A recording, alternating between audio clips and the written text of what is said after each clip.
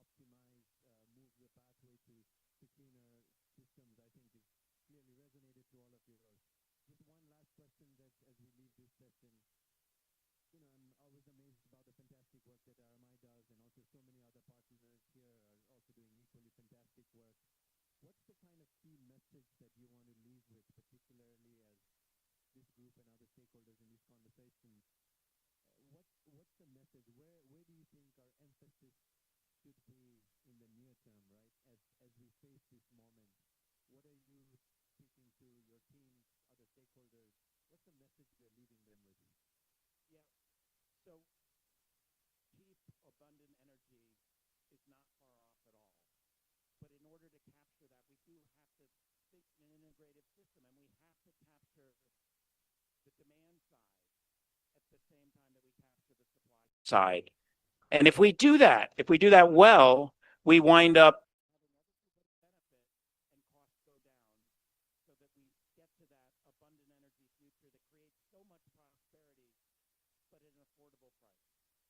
Thank you. Fantastic. I think that's a great thing to leave everybody with, bringing the yin and yang of energy, I guess, supply and demand for improved affordability, for reliability, for security. Those are all fantastic. And thanks very much, John, for taking the time. Really appreciate it. And thank you all for being here and bearing with some of this variability in the sound. And this is an opportunity for us to roll up our sleeves and get to work. No other way. Thanks very much. Thank you, Vishal. Thank you all.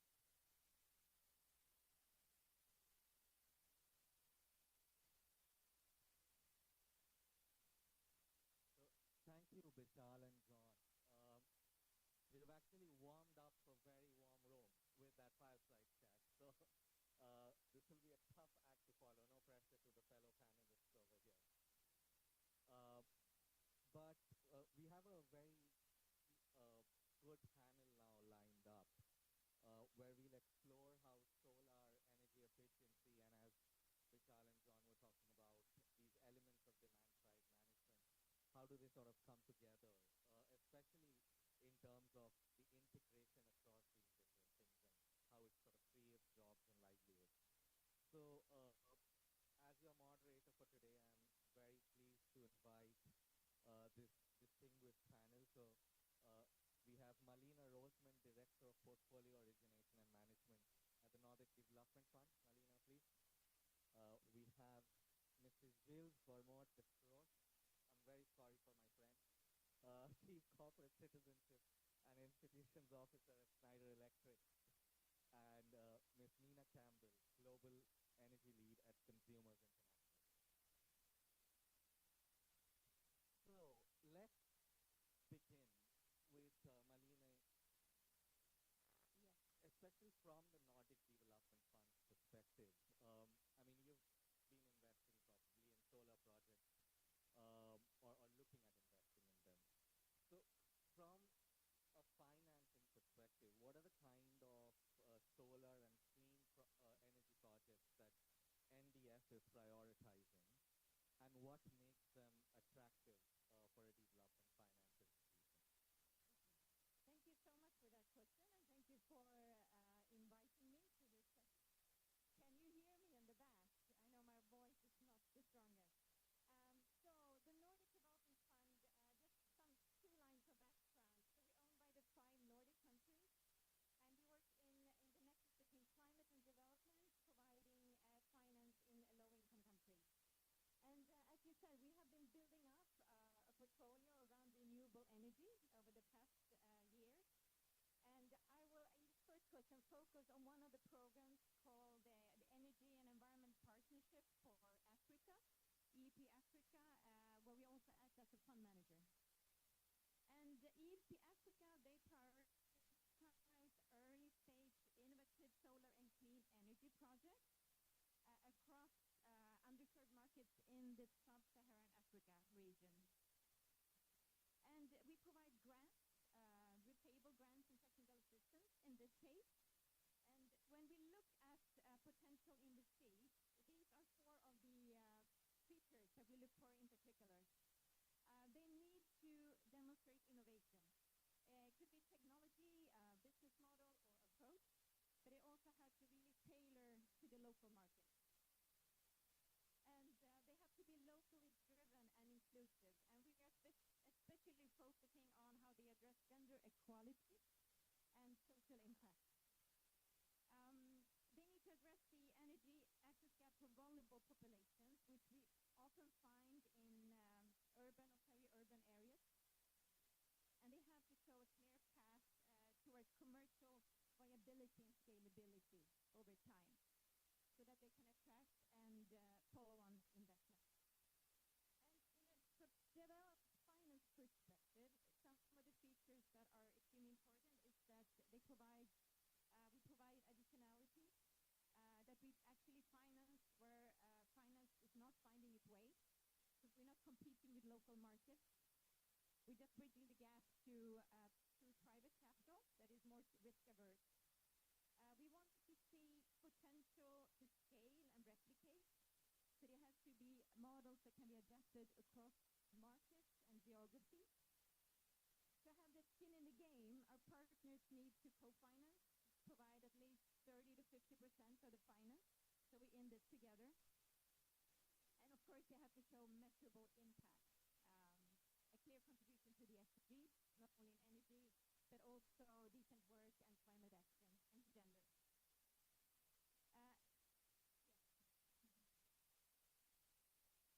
Thank you so much, Malina. You mentioned bridging the gap to private capital. So we do have private sector in the room.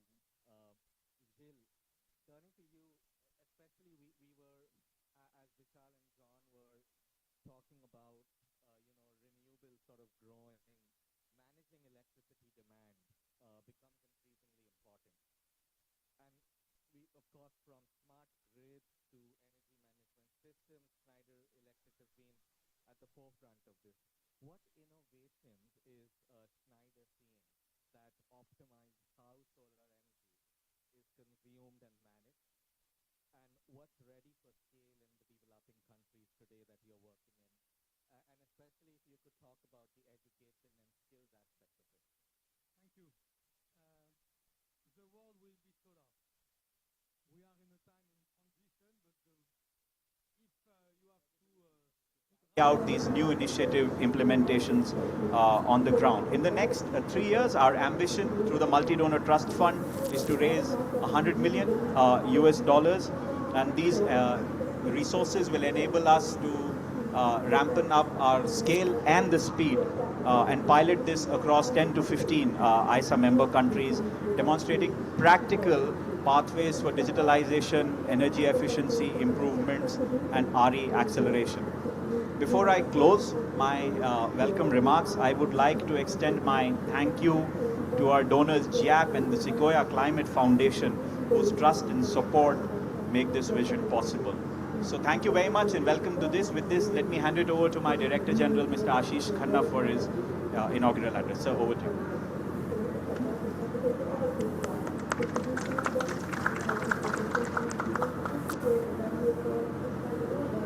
Thank you, Karan.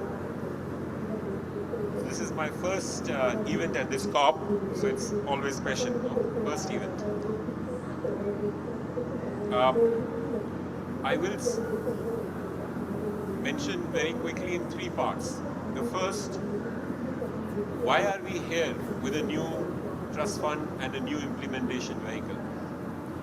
We are here because we are in a very unique moment, as a lot of you must have seen, that the world is doing a lot more of solar.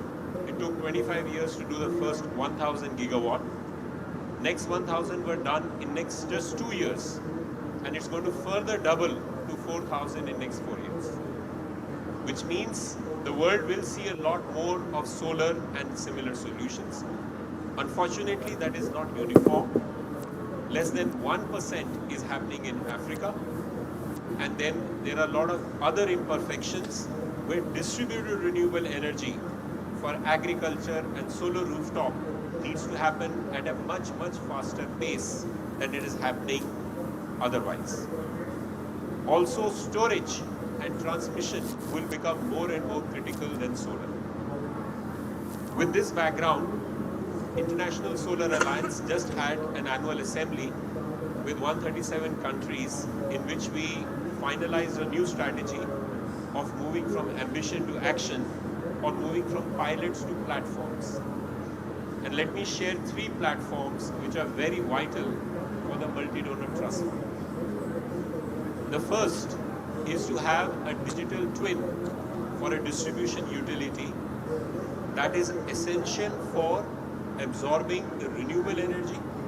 Our pilots with our partner GIAP, which have been funding the first digital twin in India, are showing that as much as 25% of renewable energy investments can be optimized through digitization of distribution companies. The second pilot, which is this platform, which is very important, is with small island developing states. As you have heard, for long they have been saying that we are victims and stop talking about it, but do big programs. We have launched a SIDS platform where 16 SIDS countries for the first time have come together to do a joint e-procurement. And the Multi-Donor Trust Fund will look at avenues for resolving the technical assistance needs for making these countries ready.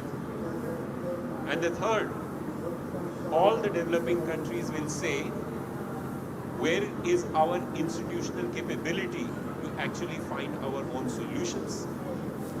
So ISA works on setting up local centers of excellence that we call Solar Technology Application Resource Centers. 17 countries would have that by end of 2025.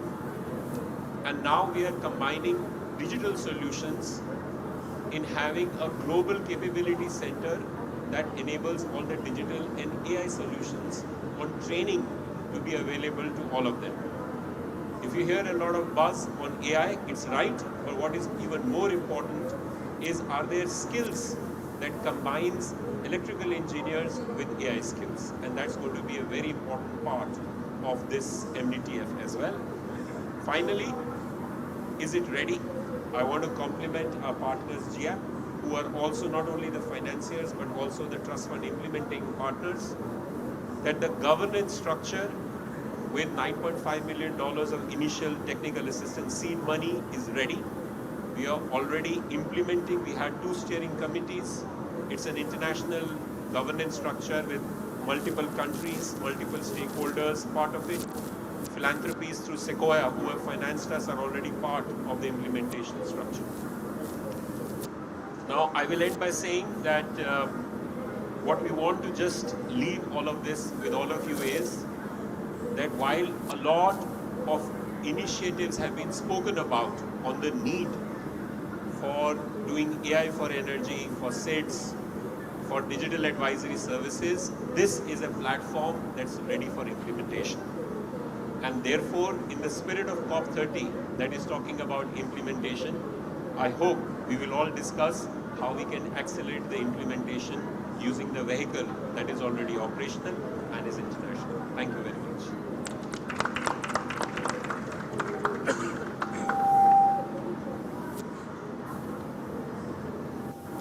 Thank you, Mr. Khanna. May I please request Mr. Song Yung to now give us an address? Good morning, everybody. First of all, thank you very much, Ashish and ISA and the Excellencies and all of you for coming to this.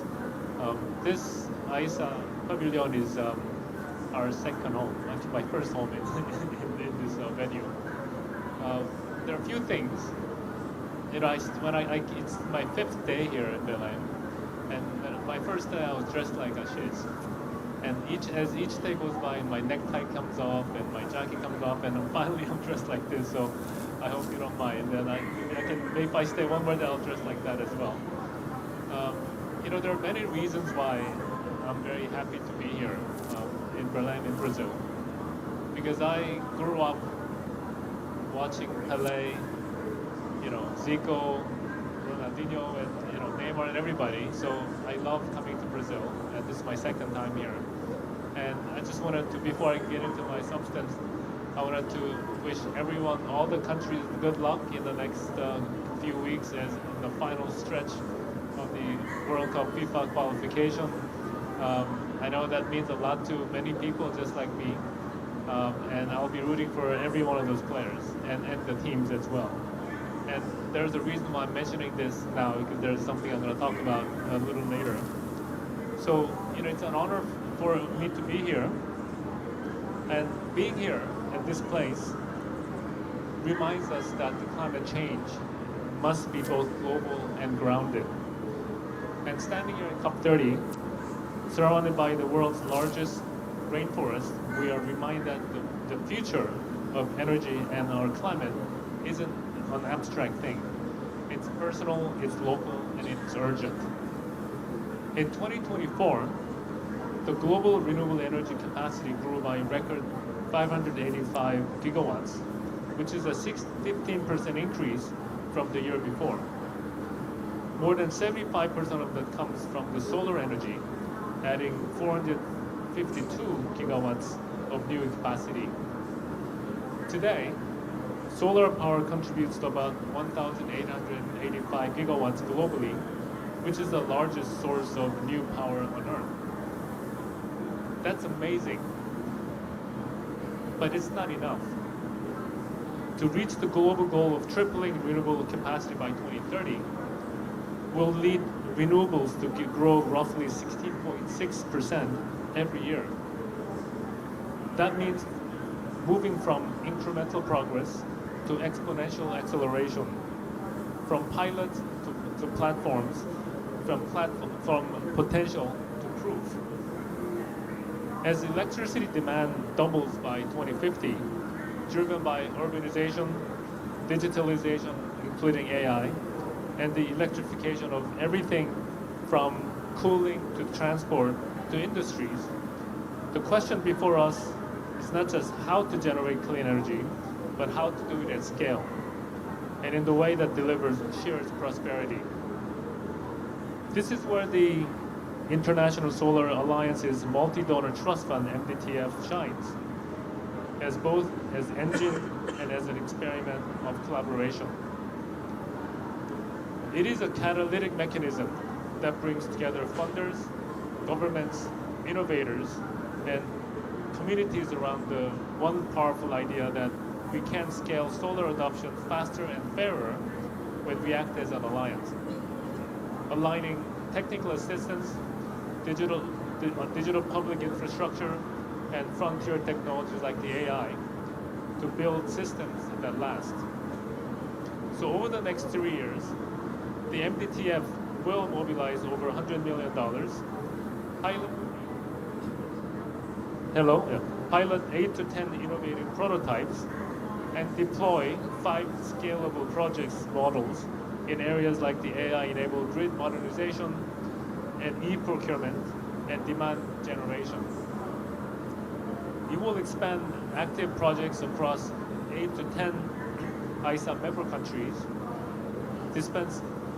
deepening South and South cooperation on the lessons on our successes, to say digital grid planning in India can be replicated across Africa, Asia, and Latin America.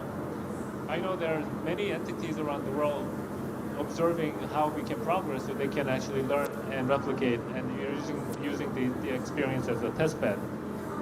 In other words, the MDTF isn't just funding projects, it's laying a foundation which can be replicated everywhere.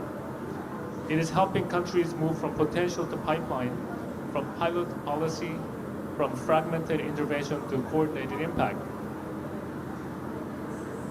That same spirit of collaboration drives the Global Energy Alliance for People and Planet, our organization.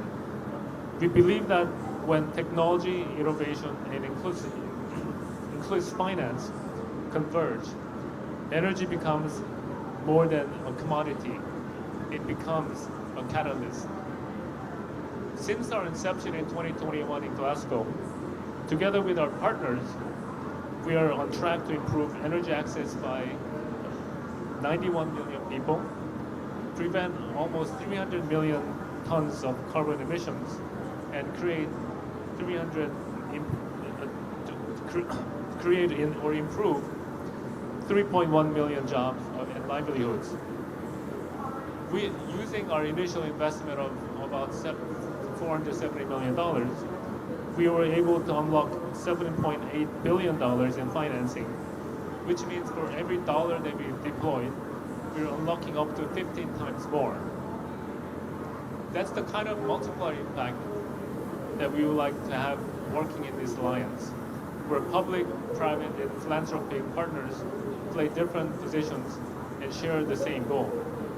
So as I mentioned, I'm a football fanatic, and I often describe ourselves, our alliance, as well as International Solar Alliance, as a center midfielder, not a striker, not a goalkeeper, because we need to understand how the game is played, understand the capability of each and every player on the field, that be technology owner, the developed country, the local community, and we make that critical pass to the one that's best placed to score.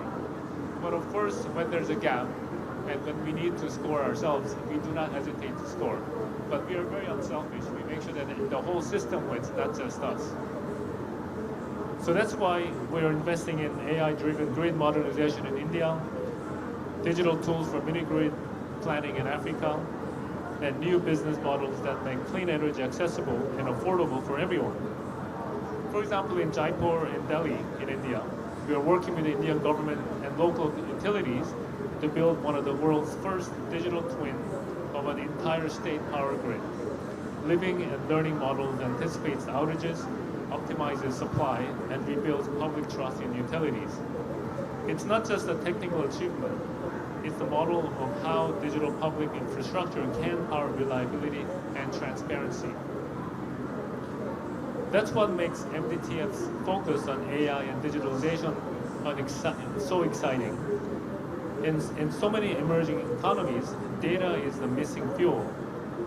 Without reliable data systems, planning is a guesswork, and without institutional capacity, ambition stays on paper. AI tools, transparent e-procurement, and interoperable digital platform can flip that around, turning risk into readiness and enabling governments to attract private capital with confidence. But as powerful as technology is, the real story is about relationship among partners. It's about co-creation, designing with countries and not for them. We don't, collectively together with ourselves and ISA, we don't provide solutions. We look for problems and we develop solutions together. And we don't have a set, cookie cutter solutions. We don't look for problems with our solutions. We look for problems first and we co-create solutions that's fit for purpose. So this is all about trust, building mechanisms where donors and innovators align ourselves to shared priorities.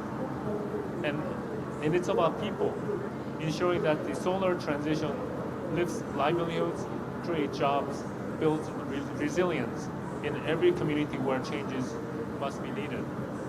Because the ultimate measure of success won't be in terawatts installed, but in lives transformed, for farmers irrigating their crops, women powering new enterprises, and youth finding jobs in clean energy economy. So looking ahead, as the MDTF scales, the Alliance, ours and theirs, stands ready to collaborate to share lessons from our work across Asia, Africa, and Latin America, to co-invest in digital innovation, and to help ensure that no community is left behind in the solar and digital revolution. The Multi-Donor Trust Fund isn't like just a financial mechanism. It's an invitation for all of you to work differently, to collaborate boldly, and to make solar transition faster, smarter, and fairer for everyone. Because when energy flows, so will the opportunity, dignity, and hope. So together, let's change lives by changing energy. Thank you very much.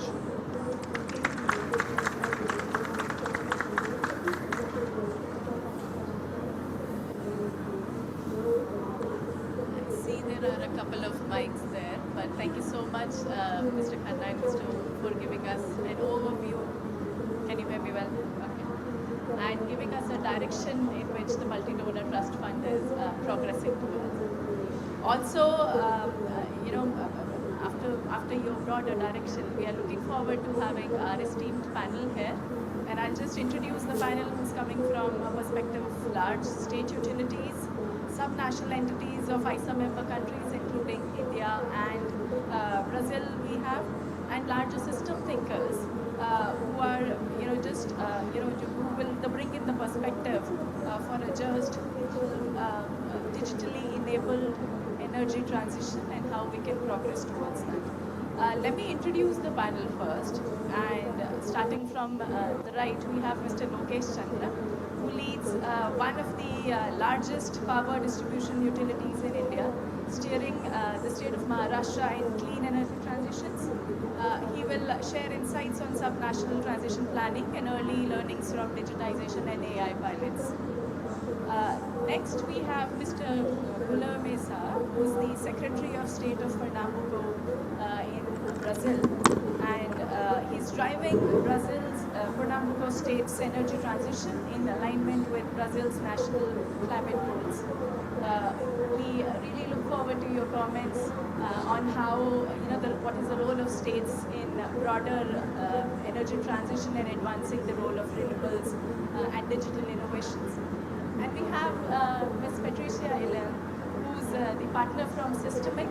She's a systemic, broader systems thinker, and she will discuss the practical AI applications for power systems and frameworks to build capacities across governments and utilities. So we welcome you all. We have a couple of mics, so if we can actually do mic checks. And I may actually start from Mr. Chandra, if I can probably request the mic checks to be done first.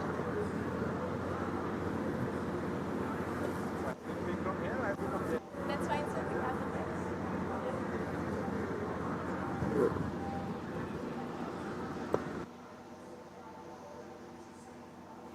Hello. Am I audible? Please increase the volume. Increase the volume. Yeah, now. Hello. Yes. Yeah, this is fine. So, Mr. Chandra, Maharashtra's energy transition efforts just go beyond only the power sector. We are looking at covering mobility, agriculture, industry. And, we've worked with you on broader energy transition planning, literally creating the blueprint of how the energy transition looks like.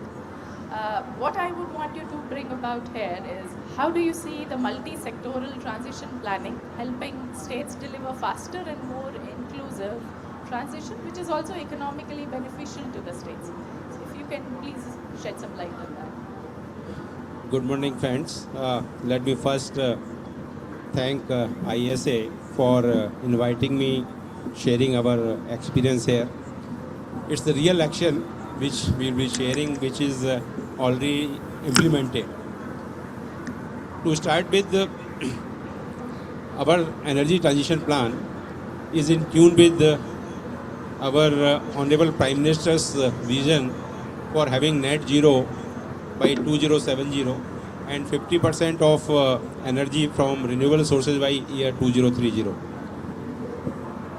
In line with that, our state, Maharashtra, which is the most industrialized state in India, our energy minister, who is also the chief minister, very dynamic leader, has drawn this blueprint for us that in Maharashtra we should have this resource adequacy along with the energy transition plan, which is, I think, one of the largest at the moment globally.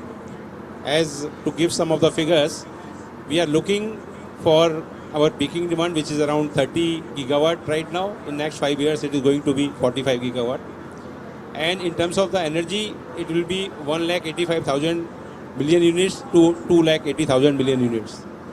So this quantum in 2030 will be surpassing the energy requirement of some of the countries, to name a few: Spain, Italy, UK, Australia, Turkey. So when we are doing this, in fact, what we have also seen, Maharashtra, this utility which is taking care of the energy supply of 34 million consumers, and we are also having the second largest demand in the Asia. We are the number one in the country, but also in the Asia we are the second largest utility. We are also catering to 10 million farmers. Now, being the highest industrialized state, along with the industrial demand, our agriculture demand is also highest in the country. That is around 30% of our total energy demand. And in terms of capacity is around 16,000 megawatt or 16 gigawatt. What we have done when we have planned our resource adequacy plan, we have ensured that our energy requirement for the agriculture is met by the renewable sources predominantly, which is essentially the solar energy. Now I will just briefly explain what is this program which we are talking about, which we have implemented, and I am going to share the implementation outcome of this program. In Maharashtra we call it Mukhyamantri Saur Krishi Vahini Yojana. In Government of India terms, it is Kusum C of Government of India, and actually this is agriculture feeder solarization program.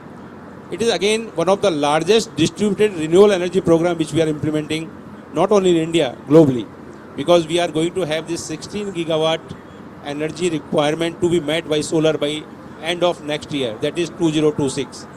At the moment we have already commissioned 3 gigawatt of capacity, which is benefiting around 7 lakh farmer families. In terms of numbers, it's around 3.5 million people. So when we have done this, this is ensuring that the farmers are getting daytime power supply, which was the main cause of starting this program, because at the present we were supplying 50% energy during the daytime, 50% during the night time because of the energy balance and the availability of the energy, which is the situation in most of the developing countries where the agriculture load is substantial. With this program, what we have achieved, we have ensured that the farmers are getting daytime power supply, they are getting access to clean and reliable energy. At the same time, we are also ensuring the participation of women in the agriculture operations. This has ensured the agriculture productivity has gone up. At the same time, it has also reduced our AT&C losses, which are basically in terms of when we are supplying power from the grid. Because in this program, we are supplying this power from the decentralized renewable energy solar parks of 5 megawatt to 20 megawatt, depending upon the requirement at that particular substation. And we are injecting this power at the downstream of the 11 kV level. So we are avoiding the power going to the grid. So it is also in a way taking care of the grid stability issues when we are injecting such a huge quantum of power into the grid, that is to the quantum of 16 gigawatt. Now we are, along with this distributed renewable energy, we are also implementing distributed storage program, which is taking care of the energy when it is not required for the agricultural load. We are storing this energy and using for our peaking requirement. So in this program, we have also ensured that the cross subsidy burden, which in India is happening due to the lower tariff for the agriculture sector which we are offering, is also being removed. Now in terms of the quantum, if I can mention, this is around $1.5 billion per month for the agriculture subsidy annually, and for subsidy burden on the government, which we are reducing, is around $0.5 billion US. So on one hand, we are ensuring access to the clean and sustainable power to the farmers. On the other hand, we are also making the energy affordable to the, not only for the agriculture sector, but also the industrial and other sectors. In fact, in this whole exercise, what we have done in the next 5 years, what is going to the impact on the power procurement cost, we have worked out that, and this whole program is going to having an investment to the tune of $8 billion US in the rural areas, which is going to create around 70,000 employment opportunities for the youth. And we are also creating green skilling among these youth to ensure that locally these skilled manpower is available, so that they also get employment opportunities for the next 25 years. And along with that, we are also having substantial reduction in the power procurement cost, because the energy which we are procuring through the distributed renewable energy program, is around 3 cents against 8 cents, which is for the normal procurement which we are doing from our conventional sources. So overall, in the next 5 years, there will be saving to the tune around 8 billion US dollar in the power procurement cost, and that historically, in fact, when we have our tariff revision every year, it used to be around CAGR terms around 10%. Now, in the history of our DISCOM, we have reduced the tariffs. Instead of 10% CAGR, now it is minus 2%, which we have already implemented from 1st April of 2025. So it's a win-win situation where we are ensuring power for the agriculture sector from the distributed renewable energy sources. We are also reducing the tariff for the industry. We are also having a combined impact on the EV charging station, which we are promoting as a part of this strategy of promotion of EV vehicles, because we realize that this is also going to reduce the carbon footprint. In fact, alone this 16 gigawatt energy which we are supplying to agriculture, this will reduce our emissions by 25%. And when we are talking about this energy transition plan of 45,000 megawatt, which we are going to install in next 5 years, 38,000 megawatt, 38 gigawatt is coming from the renewable sources, and annually we will be saving 22 million tons of CO2 emissions every year. So it's a kind of win-win situation. We have all the contours of this scheme, how it was made possible. I will be happy to share with anybody who is interested in getting the details of the scheme, and we'll be happy to collaborate with any global South countries which are in the similar situation and want to take advantage of this scheme. Thank you so much, sir. This sort of gives an overview of how energy transition is truly to the heart of, carbon access, job benefits to the people, how it can be made truly, people-centric. So thanks for just detailing that out. Moving on, Mr. Shah, like Maharashtra, Pernambuco has been on the front runner state in terms of renewable energy deployment among most of the Brazilian states. How are you aligning state-level energy transition planning with the national frameworks? Because unlike India, Brazil has a different, structure of how things work here. And what lessons could the other subnational governments potentially draw from your experience in the Global South across the ISA member countries? First of all, thank you, Nidhi, and thank you for the organizers for inviting me. It's an honor, it's a privilege to be with you guys today. Can you all hear me well? You hear me well? Okay. So, once again, I am the Executive Secretary of Energy of the state of Pernambuco. And before jumping to the question, just to give you a glance of what Pernambuco is, right? So, we are a state in northeast of Brazil, right in the heart of the northeast of Brazil. We have a $55 billion GDP. We have been growing above the national average for the past 3 years. Last year, our growth rate was 4.9, and we have been able to push down unemployment rate faster than any other state in the northeast of Brazil for the past 2 years. So we have a diversified economy. 75% is service, but roughly a quarter of our economy comes from industry.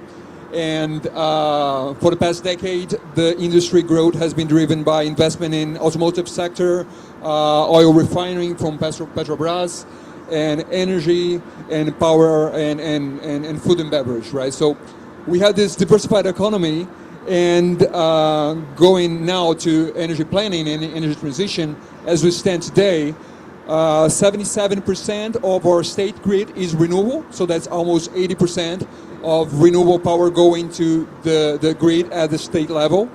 And as our peer states, that renewable share has been built mostly for the past 20 years. We had some hydro from last century, but over the last 2 decades, we put online a lot of solar and a lot of wind, right? So in the Northeast in general, you have all that potential for solar and wind.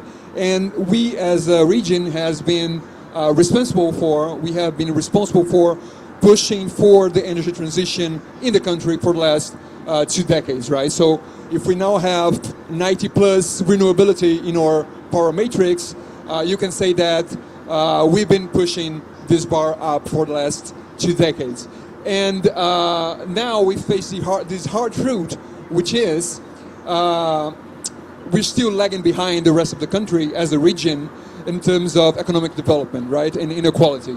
So if you look back at the 2000s, when we didn't have that much solar or that much wind, the per capita GDP of the Northeast region was half of the national per capita GDP, right? And the thing is, we've plugged in all this solar and all this wind, but we're still, as of today, or national or state per capita GDP is still half of the average of the rest of the state of the country, right? So the thing is that even though we have been putting online all the solar and all this wind, we haven't been able, as the region, as a state, to create green jobs and to generate wealth and retain that wealth within our states, right? And if you think about it, it looks like sugarcane plantation, just exporting sugar to Europe, right? So we now extract the natural resource, wind and solar, we ship it away, we put it into grids to the richest country, to the richest nation, in this case the southeast of Brazil. So we're just basically exporting electrons down the grid. And we understand that we are in a position to change that with energy planning, because this renewability that we have already delivered to the grid is our gateway to bring green industries that can decarbonize their energy load just by plugging into the grid, right? So if you plug into the grid, you already have almost 80% in our state of renewability. So if you have a big power load and you are committed with decarbonizing your energy load, you have renewability, you have that plug and play, and you have energy costs that are competitive global-wise, right? So we need to attract those green industries to create green jobs and to add value within our region and to keep on pushing the energy transition. So how do we do that? That actually has a lot to do with energy planning. So energy planning in Brazil, it is conducted by the federal government. So the states have very little say in that. So what happened is that the national grid was planned over the past decades to reinforce that dynamic, right? So just build a grid in order to export electrons from the north to the south. And my state exemplifies that very well. So Pernambuco is a kind of a striped state. It's a very long state. It stretches 800 kilometers from the coast of the Atlantic to the countryside of Brazil. But the national grid crosses our state in 3 points: in the coast, in the middle of the state, and back in the far end. And in these 3 points is mainly the grid going north to the south, right? So just pushing down electrons. There's very little connection between the east and the west. So what we see here is that the grid transition lines, they were built not to connect the renewable energy that we have in the countryside to our urban and industrial areas. It was built to push down the electrons through the grid, right? So what we're doing is we are engaged in this high-level dialogue with the federal government to do our homework, to present ourselves as a preferred region for green industries, and to show them that as far as the infrastructure that we can work on at the state level, like roads, like expansion of our state port, like water production and sanitation, like housing, this state level infrastructure, we're doing our job. But the federal government needs to look at us and see, okay, you have the potential to bring these heavy industries and to be more than just exporters of green electrons. So we've been doing this homework, and we think we've been successful so far in securing more investment to the grid to build this ability to not only export electrons, but to plug green industries and to generate jobs along in the process. So we still have a lot to go, but we're trying to lay down the groundwork to secure these grid investments and to promote more wealth rather than just power generation within our state. Thank you so much. I mean, the way you've described this region in the state is truly showing a leadership towards the transition which is required and truly showing how it can be done in the other regions as well. Ms. Patricia, Systemic has been, on the front runners of using AI and data-driven tools for transition modeling. I would like to ask you, what do you see as the most immediate use cases where AI can directly accelerate energy transition in the emerging economies and broadly global south? Thank you so much. Thank you for the invitation to be here. I will answer the question from a global and a local perspective. Since I am in Brazil, I lead Systemic in Brazil. I'm a former secretary for economic development, science and technology in the state of São Paulo. So we worked to foster development of energy sources. Just giving also a quick perspective on why emerging economies, and especially Brazil, are at the center of the solution, connecting the energy, the clean energy sector with the AI sector. Maybe most of you don't know, but Brazil today has a 90% energy grid, fully clean, green energy, for electricity purpose. In terms of energy sources, 50% of our energy sources are green, but 90% of the electricity produced in the country today comes from renewables. And solar is the second biggest capacity and the third producer of energy in the country today, the fastest growing one. Very few people know also, but Brazil has the most productive solar energy capacity, given the level of insulation that we have in the different regions. And the Northeast is one of the most productive ones, especially one of the examples is Pernambuco State. Today, we have an energy supply that goes up to almost 50 gigawatts. So we have the total solar capacity today between 42 and 45 gigawatts and growing. But the productivity is 50 to 100% higher than most of Europe and 20 to 30% higher than in China. And again, Northeast and then the Center-West region as the most productive ones. In terms of untapped solar potential, technical opportunity potential, talking about how AI can help, we would have the opportunity to produce up to 30 terawatts of energy, solar energy in the country. But today, when people think about 50 gigawatts, it's a lot. No, we could be doing much more than that if we would be leveraging AI in a few ways. The first one, as my fellow mate from Brazil mentioned, is definitely applying grids and transmission constraints that we have today. One point, though, that it's important, Brazil has one case example that's a reference to the world.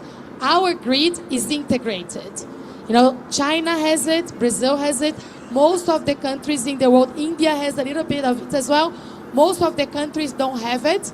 And I think in terms of regulation, it's a first thing that we could definitely take as an example for emerging economies. The so-called Global South could be teaching the so-called Global North, because most of the regions are not integrated, creating a major issue to leverage solar capacity. For example, in the US, the grids are not integrated. Each grid in each state is independent from the next state, and that creates a very big challenge to integrate the grids. So we could leverage regulation and AI combined as an exchange between emerging economies and developed economies to optimize energy usage. So first potential would definitely be that one. The second one is in creating twin models, twin grids, because we are, and that is more in emerging economies. Today we are not leveraging that, and our data is not integrated in emerging economies, and that creates a big challenge to leverage all the opportunities that I mentioned here. So in the example of, if you take the example of Brazil alone, we have 40 distribution utilities and 40 transmission concessionaires, which creates a puzzle for us to optimize these opportunities. The second opportunity is in data centers. So in the case of Brazil, We have the announcement of 10 gigawatts of data center. Today we have 1 gigawatt applied, and we could be leveraging that so that emerging economies would become what we call the green powerhouse to the world. And the third opportunity that I would highlight here is on skills. Today we have two silos, energy and I'll talk about energy as a supply, and everything else that I mentioned on the data. They are two different sectors that are not connected today. So the data centers are not expert in energy, and the energy sector is not an expert in AI and data. So we need to make those two sectors connect, and we have an urgent moment now to upskill our digital innovators and our regulation innovators so that the simple opportunities that I mentioned could be leveraged in the future. Also, if we don't do that, we will be excluding most of the population in the emerging economies, because it's very easy to a company or even to a government to come to the emerging economies and close deals, for example, in critical minerals that are very important to all these opportunities that we mentioned here, but not bring the value-added value chains to the emerging economies. So if I would pick 3 opportunities in AI, would be these 3. How we connect, taking the models, the regulation models that we created for integrated grids in emerging economies to developed economies. Also, how we bring and unlock the AI innovation that we have in developed economies to emerging economies, especially integrated transmission lines and data. And the third one is on green skills, focus not only on solar, but bringing value-added value chains to emerging economies. And I would highlight here data centers as one concrete case example for us to apply immediately. And I'll stop here. Thank you very much. That was a really great perspective of looking at how AI can enable and unlock a lot of use cases. Getting a clue from that, Mr. Chandra, if I can turn to you. From a utility standpoint, and I see there has been a lot which is done in Maharashtra. If you can share some of the lessons on Maharashtra's journey on digital and AI-enabled transition, the kind of, the grid planning and forecasting that Patricia was mentioning. I know you've done some of it, a lot of it actually, but maybe if you can shed some light on that. Yes. So, in fact, I would like to mention that India is also one integrated grid. We are all having one nation and one grid in India. Now, to fuel our aspiration to become $1 trillion economy, this energy transition plan is also ensuring that our energy consumption from the renewable sources will go from 13% to 52% in the next 5 years. When we are doing this, as we say, most of the time that challenges throw opportunities, but here it's the other way around, that opportunities are throwing challenges. The major challenge in terms of now more and more integration of the renewables is basically the stabilization of the grid. Now, when we are talking about this, digitalization of the grid is the most essential part of this whole energy transition. In Maharashtra, as a MSEDCL, we have been always in the forefront to adopt new technologies, and to name a few, we are already working on our outage management using the AI tools, and we are also working on digital solutions. We are implementing the smart metering solutions. We are also working for load forecasting using the AI and ML tools. And also we are looking for AI tools for the loss reduction. So these are 3 or 4 major areas in which we are working for adoption of the latest technology and AI tools predominantly. Now, for grid stabilization or grid management, as we are also having as a part of the energy transition, when we are talking about more and more solar energy we are injecting in the grid, we are also looking for the battery storage. Now, for having a situation of battery storage as well as the pump storage, to give the figures around our this part of the energy transition plan, we are putting 28 gigawatt hour of pump storage facilities in Maharashtra. We are also looking for around 18 gigawatt hour of battery storage, out of which 5.5 gigawatt hour battery storage bids are already finalized and they are under implementation. So integration of these energy storage systems with the grid and making the grid intelligent, basically to have the optimized solution to have a more flexible grid operations. I think digitization is one of the requirement, and we are also having the tools for better forecasting. In fact, as we are using the AI/ML tools for load forecasting, we are also using the tools to assess the renewable energy generation, because that is very, very important. When we are having these tools, we are also having the historical data with us, where we have our demand requirement in 15-minute blocks, and we also have the weather data. So for last 1.5 years, when we have started this load forecasting tools, we are improving our load forecasting and generation capacity prediction to the accuracy of 99.5%. Now, still this 0.5% which is remaining is very, very crucial, because our quantum is to the tune of 30 gigawatt to and going to be 40 gigawatt. So it is a huge quantum which we have to actually be more and more accurate. For this, I think digitization is one of the solution, and smart grid operation,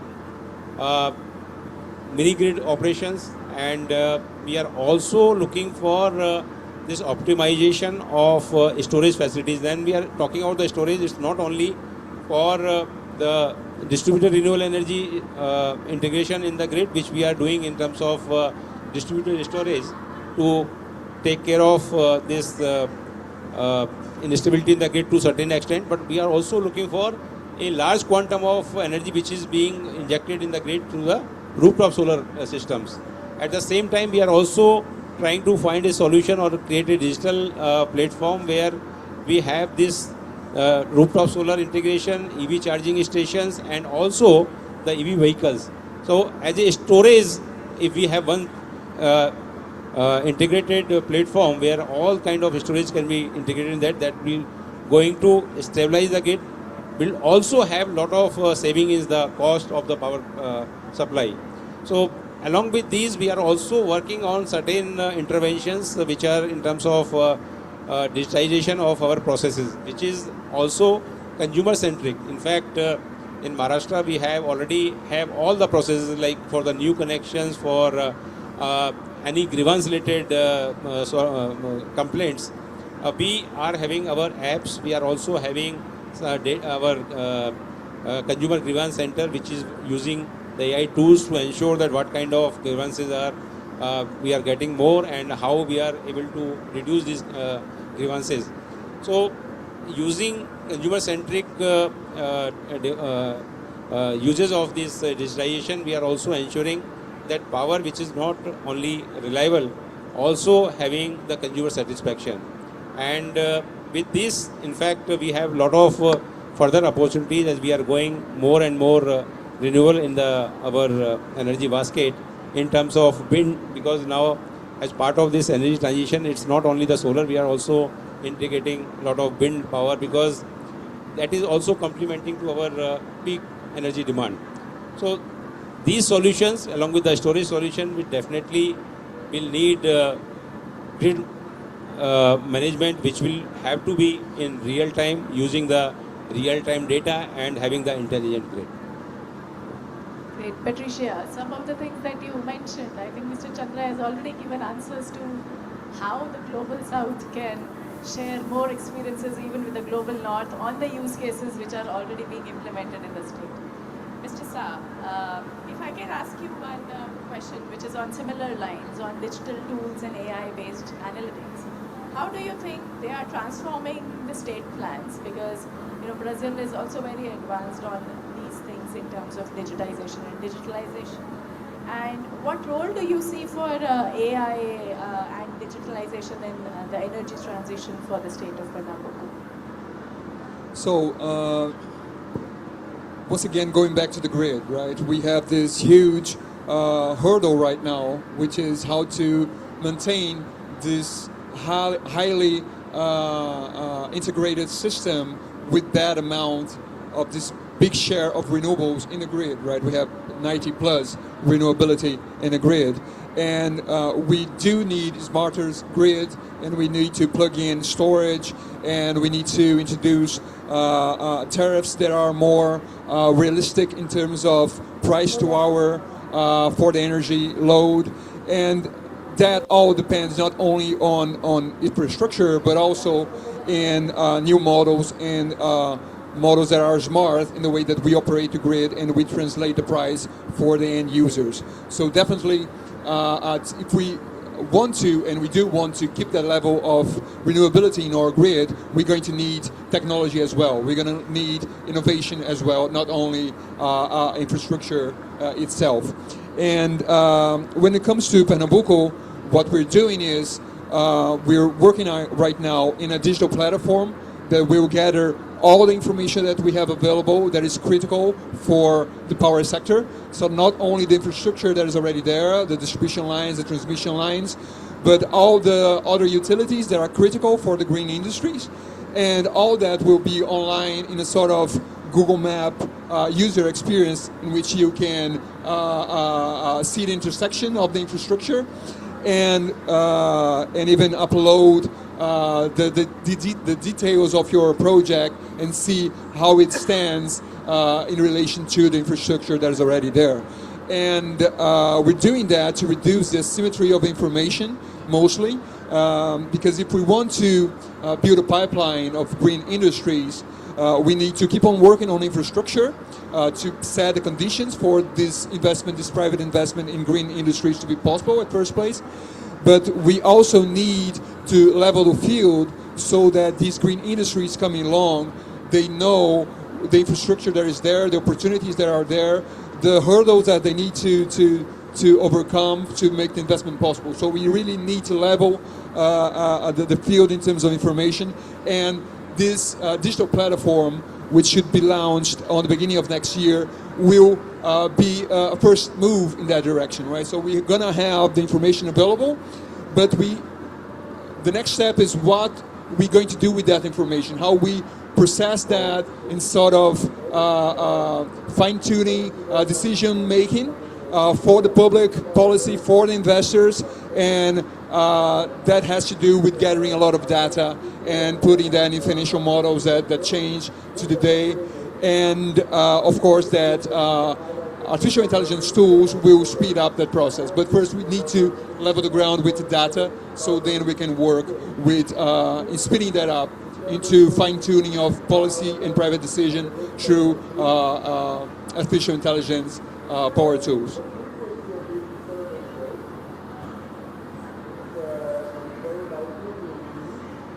Is this what? Yes.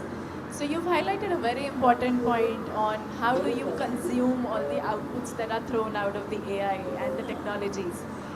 Patricia, if I can just turn on to you, and a very smooth transition from this point on how the different data, technologies and whatever comes out, how it is digested in terms of, and the question is literally on capacities of how do you use these technologies better.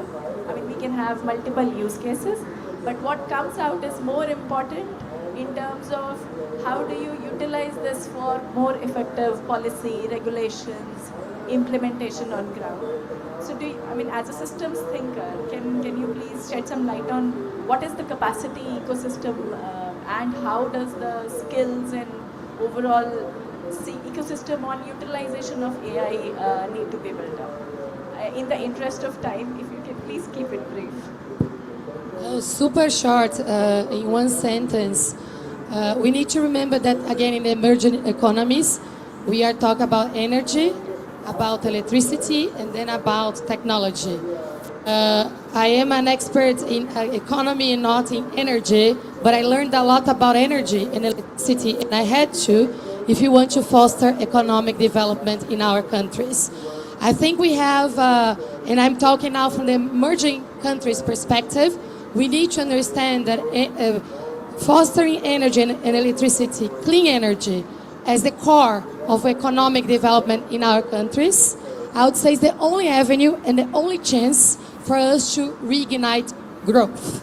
So we have the opportunity and the responsibility to engage not only experts in energy, not only AI experts, but the whole population in understanding that green growth is the only path for prosperity in our countries. And I think we are very far from that. If you go to the engineering schools and ask a young professional or a young student if their dream is to be fully dedicated to energy or electricity, maybe in India they will answer yes.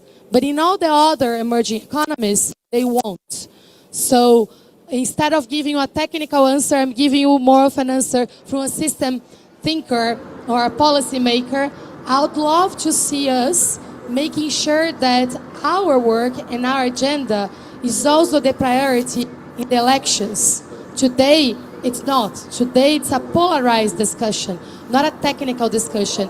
And if we accomplish that, we will not have only this technical room full, but we will have this becoming the core of the political debates and also the dream of all the population in our countries should be experts in energy, electricity, and AI. Thank you. Thank you so much. And I'll just try to summarize it in 1 minute. I would first like to start from thanking all of you on the panel, Mr. Khanna and Mr. Oom just stepped out because of a meeting. But we heard a lot of good perspectives in terms of how the subnational experience, particularly in the ISA member countries, can be utilized to make it more broad and how can the learnings can transform to other countries. We saw similes to Maharashtra and Spain and how it equates in terms of the energy requirements. Mr. Chandra explained the different flagship schemes and how grids are made more intelligent using AI, digitization and the different technology interventions. So you really brought out the participation of citizens and making energy transition more democratized, really making it more people-centric and how citizens are the center of transition and not vice versa. We heard on Pranam Buku in terms of how the state has been pioneering energy transition for the last 2 years. There has been a long and very strong focus on green jobs, green industries, and how the region shows the flagship initiatives for the required transition. The role of AI in managing more than 90% of renewables in your grid, and also utilizing AI for decision making and the support tools which are there. Leadership of Global South, Patricia, you highlighted how AI and digitization is important for global experience as a whole and not only from one region to the other. There's an importance of AI-driven, AI and data-driven transition planning, more on policy and regulation side, and also the importance of capacities and capabilities for utilizing the outputs of the different technologies and the data that we are looking at today.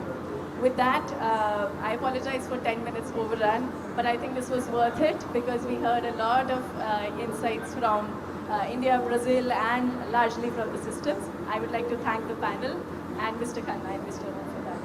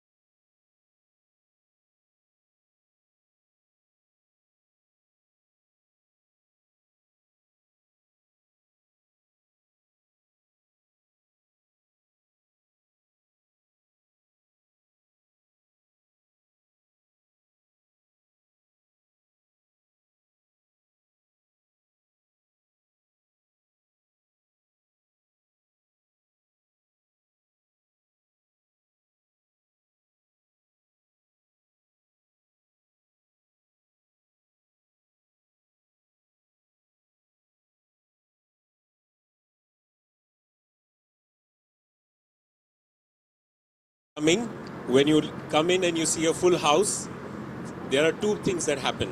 One is you have a lot of expectations and you're wondering, oh my God, so many people want to hear. The second is you feel nice because you feel there is at least somebody. So it's going to be a conversation. It will not be just a dialogue between Wu Chong, who's the CEO of Global Energy Alliance, and my name is Ashish Khanna.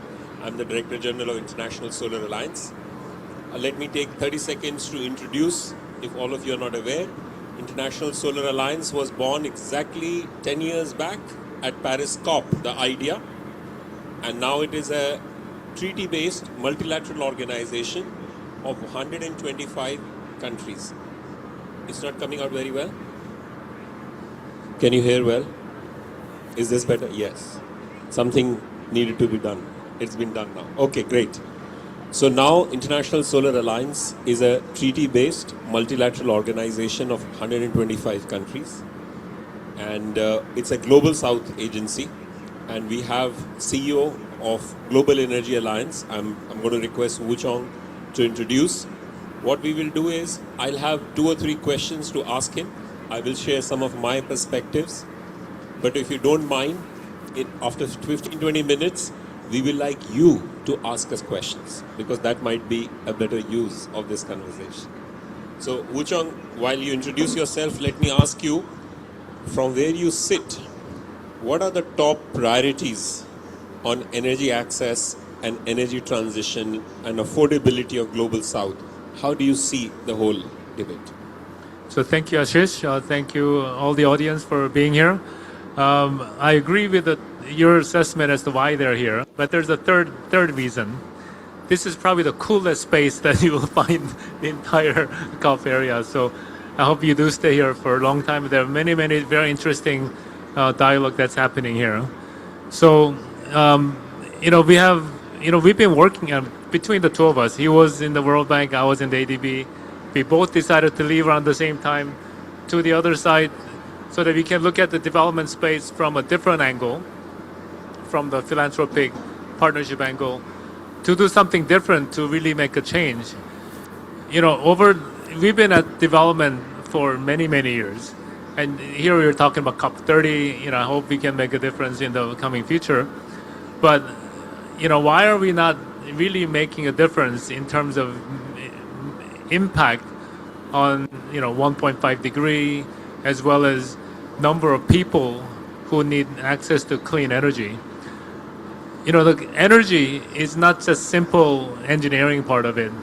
Energy is the foundation of people's livelihood, dignity, and prosperity. So in a way, energy does provide the bridge to prosperity, which is needed for everybody, right? So what we do from our organization, the Global Energy Alliance, is to work with partners like the ISA, multilaterals, private sector, NGOs, and communities to see what kind of problems that can be solved together to make sure that we can reach that ultimate goal of, in our case, the alliance to bring in enough knowledge and resource to provide access to 1 billion people with clean energy. At the same time, reduce the greenhouse gas by 4 gigatons, and then also create jobs.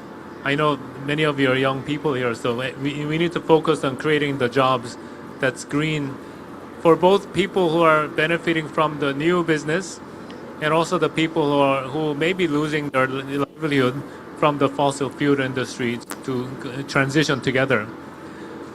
Now, what's the difference that we can make in 2025?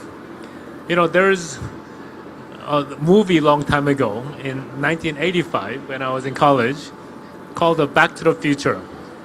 And that was it's time travel, right? So it goes from 1985 to some way in the future where life is completely different. And just recently there is a post in the social media.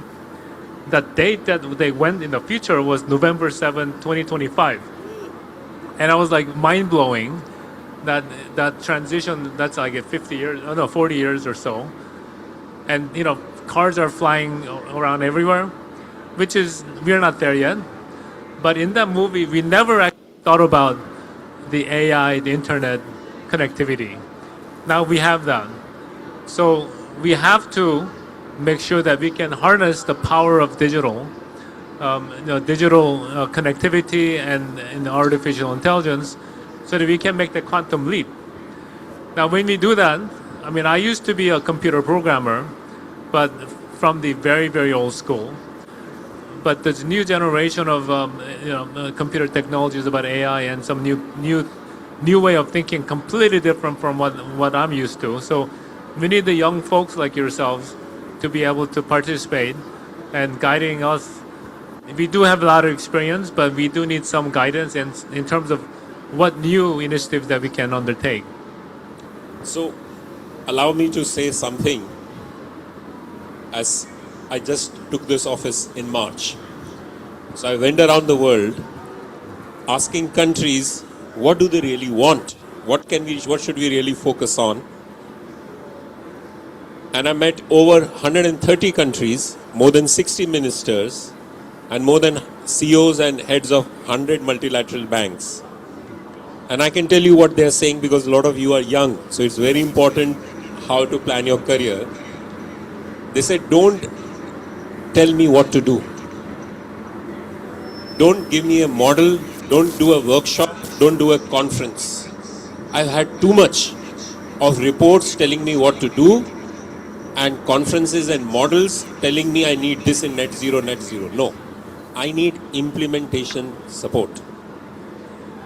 Which means, can you create platforms that help in replicating large programs? So a lot of young people who are here, you can easily think about what's my modeling experience, what is it that I'm going to write a recommendation, put an article. I will strongly advise you, what the countries are saying is have on the ground experience.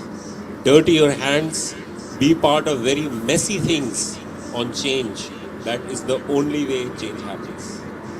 What can organizations like International Solar Alliance do? We can create platforms. Because sometimes if you are a startup, if you are a small company, you don't know how to manage. So if you are a financial person who has some ideas on how to do finance, we have a global solar facility or an Africa solar facility. If you want to build capability, then in 17 countries there are centers of excellence. You can be part of them, or you can be part, as Woo Chong was saying, on a lot of cutting edge digital AI solutions. If you want to become SIDS, because you are from a small island states and you say, oh, I've been hearing about all the doomsday, where are the programs and projects? There's a platform to actually bring all the such SIDS countries together. If you want to understand how can new technologies like green hydrogen, perovskite, building integrated PV, do they have a future? There will be a lot of scope of working on new technologies. So I think as young people, my two parts of thoughts, and then I'm going to request Woo Chong to come in and then we'll open up the conversation. A, get into implementation. Don't think of 30,000 feet policy world. I can tell you it will look very sexy, very attractive, but it can be hollow. Until unless you get a lot of dirty on the ground experience first. And second, find platforms that are going to help you replicate your on the ground experience to larger things that can be done across countries. Those will be the two things that we should have a discussion. Woo Chong, what do you say? And then we open it up. No, so you actually, he said something really, really important. After having many years of working in different kind of organizations, you see the people who are actually excelling and people who stagnate. What he's saying about implementation is that those people, there's one trait of the people who actually go up to the top like Ashish, are the people who can get stuff done. Whatever idea you have, you got to figure out how to implement it and get it done. From our side, the institutions and governments and whatever, our job is not to tell young folks what to do next, but where we need to go, so that they can figure out how to get there. with advice from us, right?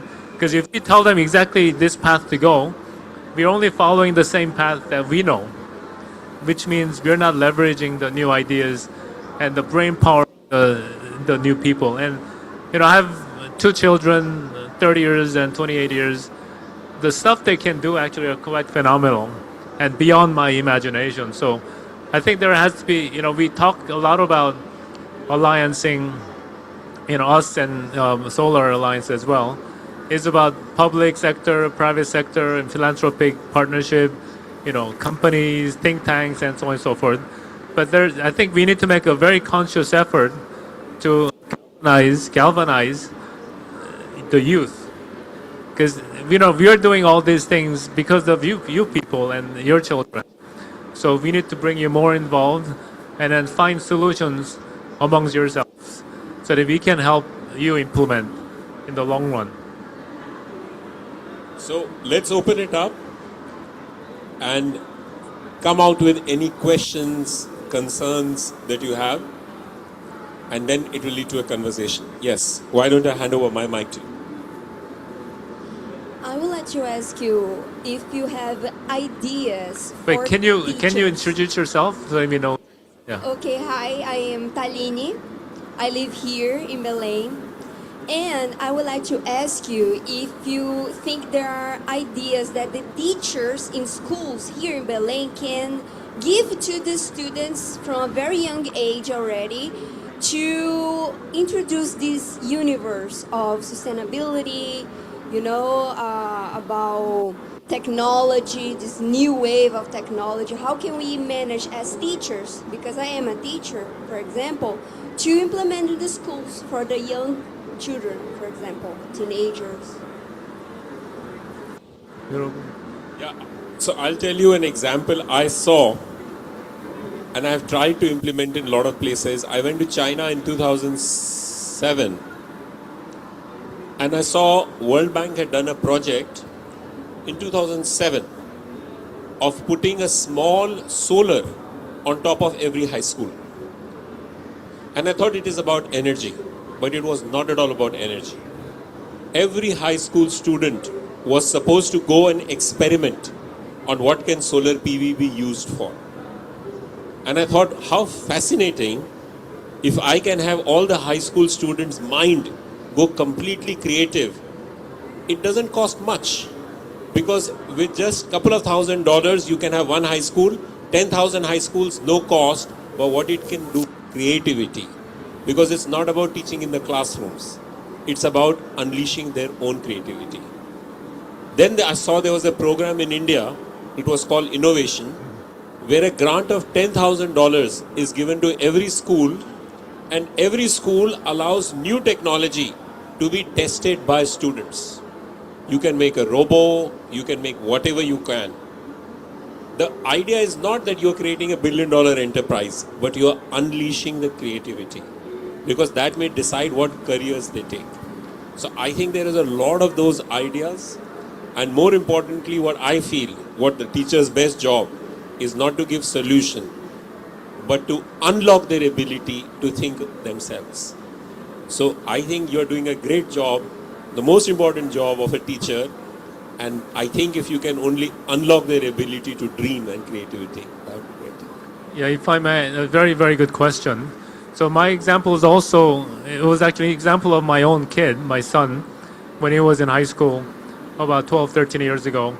They had this initiative called the SIP, Sustainability Initiative Program, where it's a group of juniors and seniors who brought together, and then they invited a few teachers and some parents and industry leaders to talk about what can the school do to help with the climate change, right? So they mapped out exactly everything that happens that people do in the school and how it impacts climate. For example, getting to school, most people drove cars, right? To get there. Obviously, public transport or, bus is much more efficient. In school cafeteria, there are lots of bottled water, and people are drinking that, and they understood the impact of that. And then the kind of food they ate, lots of beef and lots of things, animal products, vegetable, that's much more efficient. And then finally the electricity, where it comes from, right? So as they spent like the whole semester, they came up with a program which the entire school community adopted. So they start to have options in the cafeteria with low carbon footprinted food. They actually decide to ban plastic bottles for the entire school, so that they actually bring their bottle and then they get it from the water fountain. They pulled money together, and actually I was on the school board, and they actually got budget approved to do this solar panel on the rooftop to contribute to the green electricity. So as they start to feel that actions they take actually has a contribution towards net zero eventually, they start to feel that what they do is meaningful.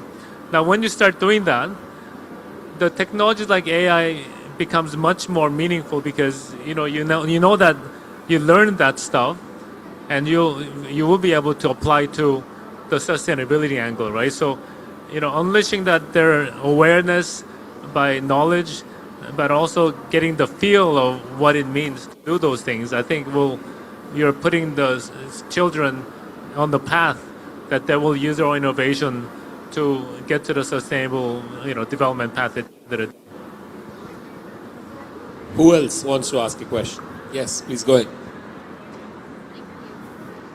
Well, hello, good afternoon. My name is Larissa. I am 24 years old. I'm a teacher too. And I thought very interesting when he related about clean energy and the movie Back to the Future, because we are in the moment where we're talked about in the future, and we still don't have flying cars. We are in the future now, yeah, right? we are in the future now, and we don't have flying cars. But they didn't think about the AR technology, as you said, and I was wondering, what is the relation? How can AR technology help us to increase the use of clean energy? I would like to know a little bit more about it, please. Thank you. Wait, where are you from? You're from here? Yes, Okay. from here. Yeah. So we are actually working on this thing called digitized utility for energy transition. It's the acronym DUET, and we are pilot testing in India, in the state of Rajasthan, where we are digitizing a couple of section of the state, some substations, which means you have to codify the parameters of the substations. It becomes like digitized grid, and then once you have that, then we engage the local entrepreneurs who are, India has a lot of very strong knowledge on computer and AI. So we develop AI application to optimize the operation of that digitized grid. So the net result is that the increased efficiency of the whole grid. So it does have an impact of reducing the CO2 emission by 30% from than business as usual. So if we are pilot testing this so that we can prove to everybody that locally produced AI solution will make a huge impact at the fraction of the cost that we would have had if you just adopted something that's developed in a developed country. And it's because it's developed locally, it's much more fit for purpose for the local conditions. So as we do this, we are hoping that many people around the world, of course the rest of India, but also in Africa, Latin America here, for people to learn so that the teachers can teach people for the future. But let me share a dream with you on this. I feel what happened with Amazon on online buying. You are a younger generation, so you may not know, when we were young, we all went to grocery stores to actually buy all our utilities, everything. But Amazon has completely changed it. My view is that you will see almost a similar revolution in energy in 5-10 years.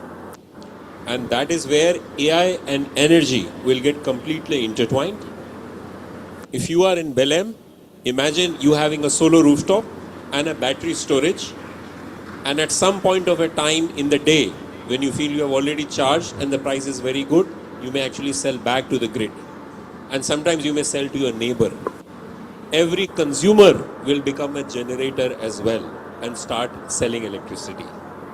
So this business will become extremely complex. There will be millions of consumers and generators at the same time, and that's why the real-time digitization will become very important. That's it.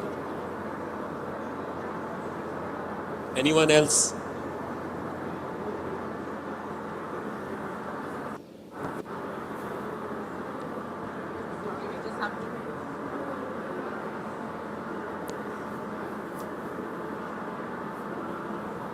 Hello, my name is Fabricio, and I was to the why even the houses produce some energy. You know the houses, the okay.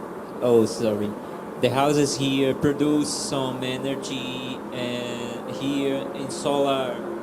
You know the solar energy, yes. Solar cells, yes.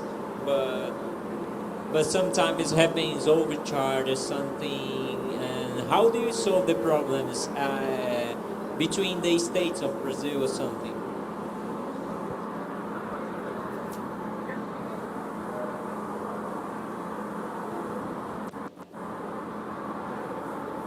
I just want to understand your question. Is your question that how do you solve the rooftop solar not being available all the time? Right? And then how can different states coordinate? Okay.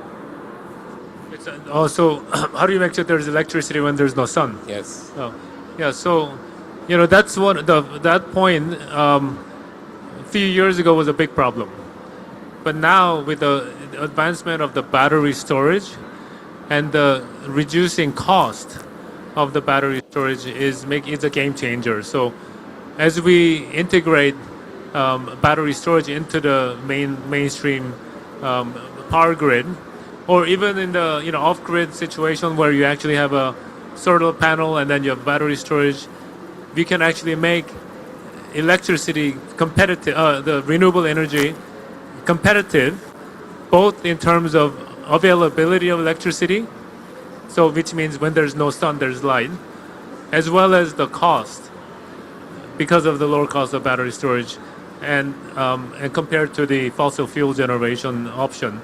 And this is where we are, as an alliance, working together to see what else can we do to bring down the cost of these things, right? So there could be some simple solutions like for like remote areas, when you try to buy equipments or batteries one by one, there's no volume, right? So it's expensive.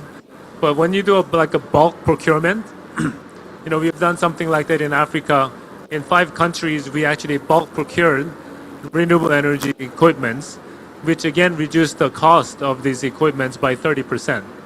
So, not only the technology has improved, it's cheaper, but we try to make it even cheaper by enhancing the procurement of these kind of programs.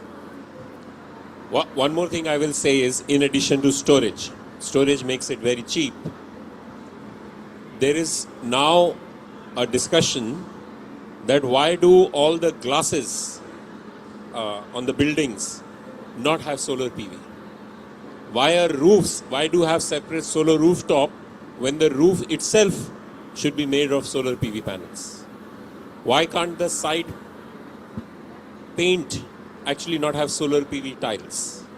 And this question is very important because I can tell you 70% of buildings in Asia and Africa by 2040 are yet to be constructed. So you can solve so much of energy needs if there was an innovation on how buildings are designed and what materials are used.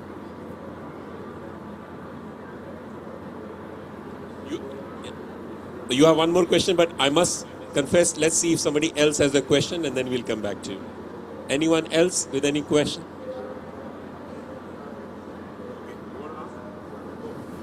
We'll take 2 questions. Okay. Hi, my name is Bruno. I'm from Belém. My question is, how can solar energy be made more accessibility and inclusive for vulnerable communities and the developing countries?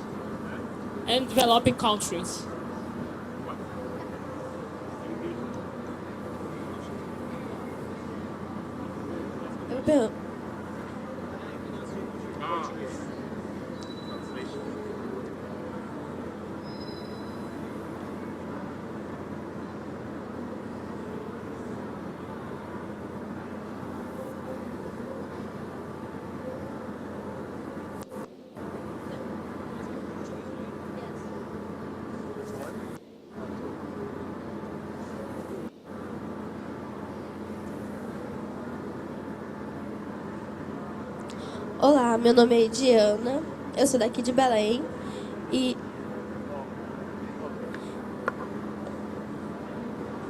eu gostaria de perguntar. Meu nome é Diana, eu sou daqui de Belém e eu gostaria de perguntar qual é o marco mais urgente que o setor solar precisa alcançar até 2030 para manter as metas climáticas globais no caminho certo e como os países podem colaborar de forma mais eficaz para atingir esse objetivo.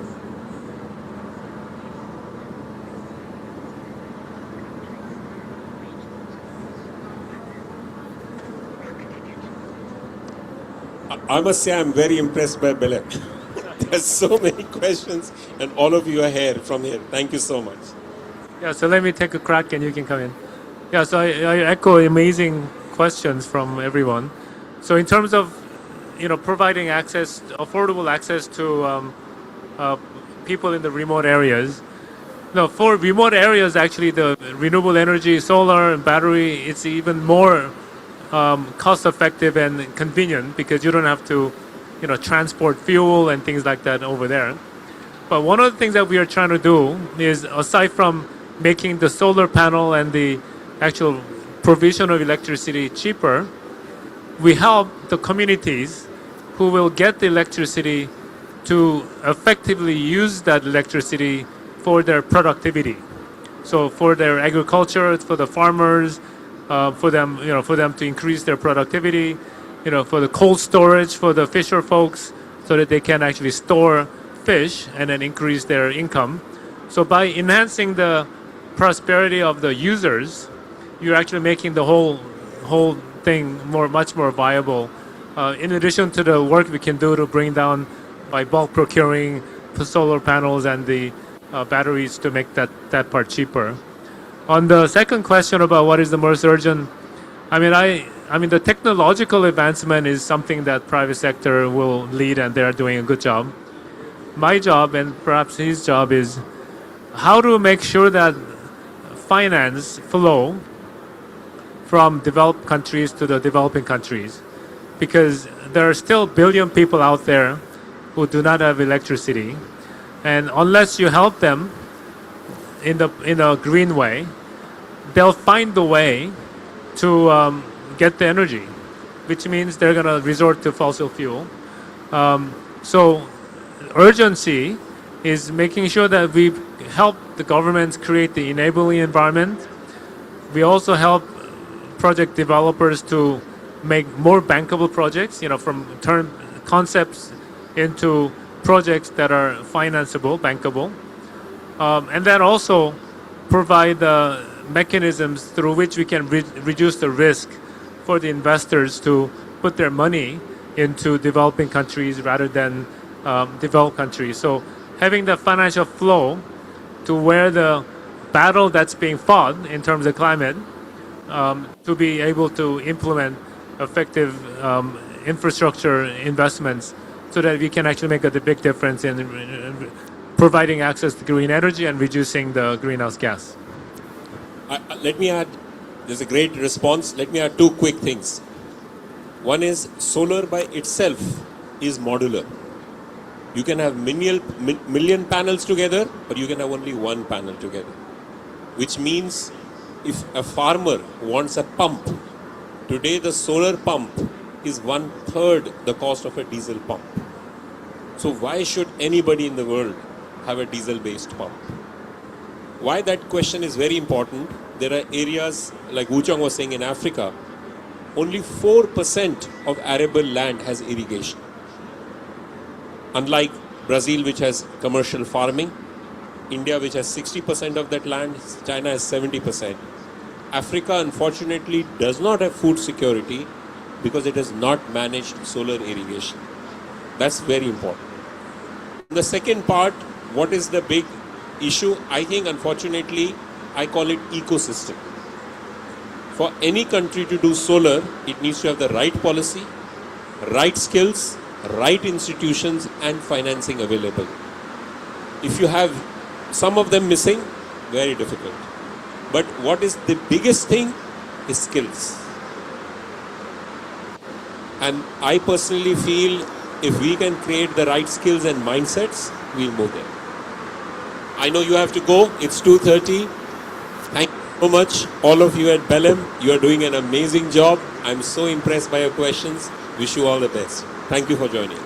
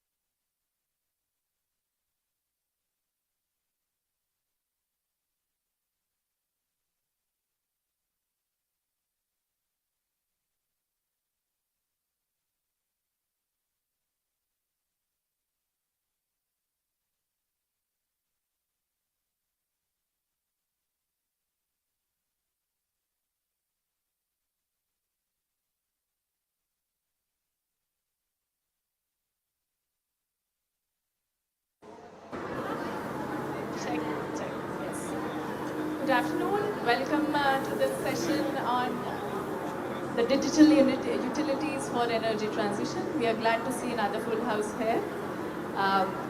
In this session, we aim to explore how AI and digitalization can help utilities leapfrog to modern, resilient, and more importantly, people-centric transitions. Duet is about building the digital platform of energy transition, data platforms, digital twins, and interoperable tools that enable better planning. Over the next hour, we will hear from the experts who are here from utilities, partners who are turning this vision into concrete pilots and scalable models in India and in Brazil, and how the learnings from these pilots can be passed on to the broader global south. Let me just first invite Ms. Isabel Beltran, who heads GIAP's work in Latin America and Caribbean region. She brings a wealth of experience of working with multilateral banks and philanthropies and has an eye for interventions that can be scaled. Isa, if I can please invite you for the on-note.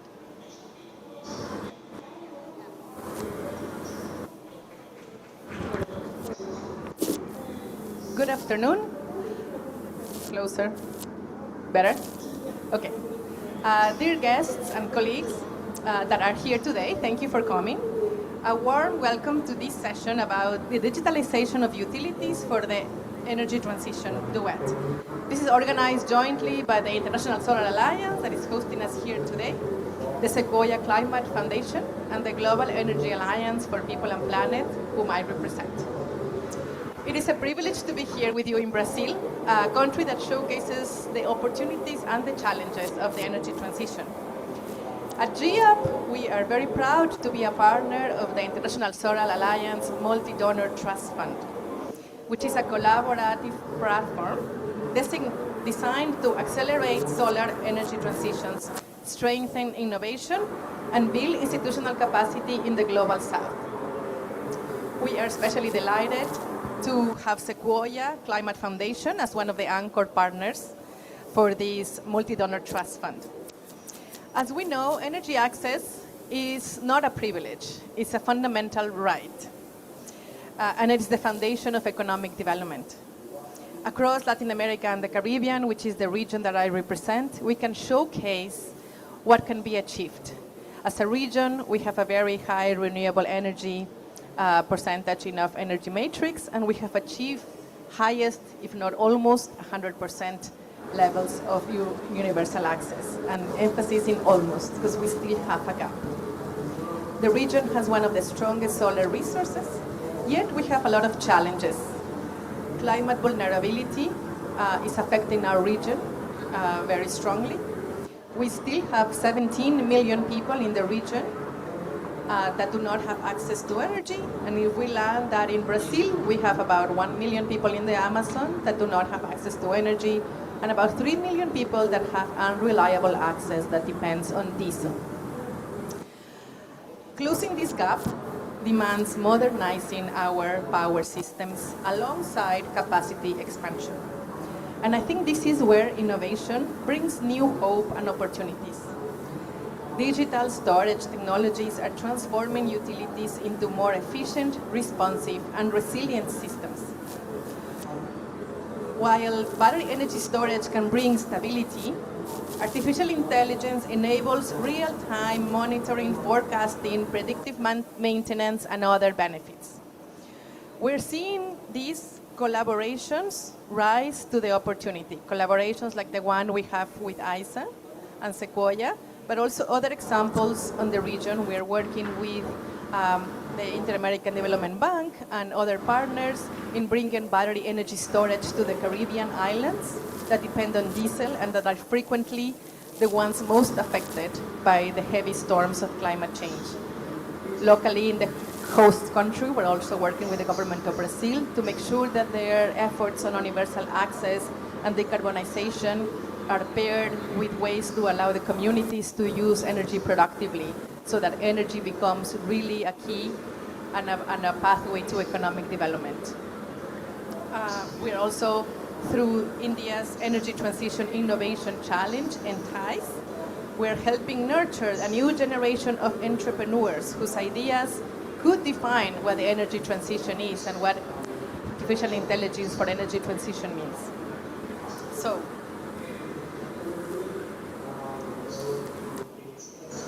these initiatives and these collaborations reminds us that beyond the technology and the technology innovations, this transformation really demands collaboration and a shared purpose between all of the agencies, most of them here at COP, that have this goal of the just energy transition as a purpose. We gather here today and we have the opportunity to really collectively shape what digitalization and what AI agenda means for the Global South and make sure that we can share for the rest of the regions. Through our collaborative efforts, we can align our strengths and make sure that inclusion is at the core of what we do. Before we begin the session, I will leave you with one thought. The grids we build today are not just infrastructure. They are about people, they are about opportunity, dignity, shared progress. We are building a future for education, healthcare, businesses that thrive, and that electricity is provided not just in daylight hours. So I'll pass it over to Nidhi. Have an amazing panel, and thank you very much.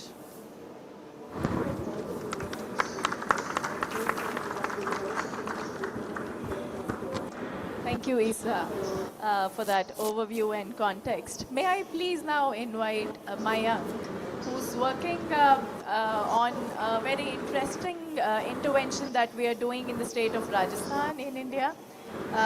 This homegrown startup is working very closely with the utility to create a digital twin, and how AI enablement of that digital twin is helping us to create different use cases, which is bringing in more efficiencies into the system.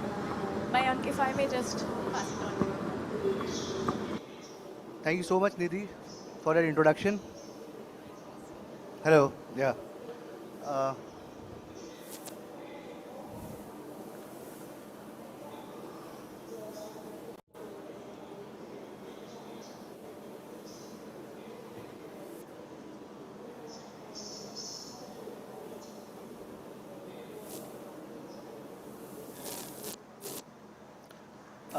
First and foremost, we are deeply indebted to our partners, Rockefeller Foundation, GAP, ISA, NRL, BRPL, which is one of the largest discoms in India, JBVNL, this is another large discom in India, and the CEO of BRPL, Mr. Abhishek, is sitting here on the panel with us.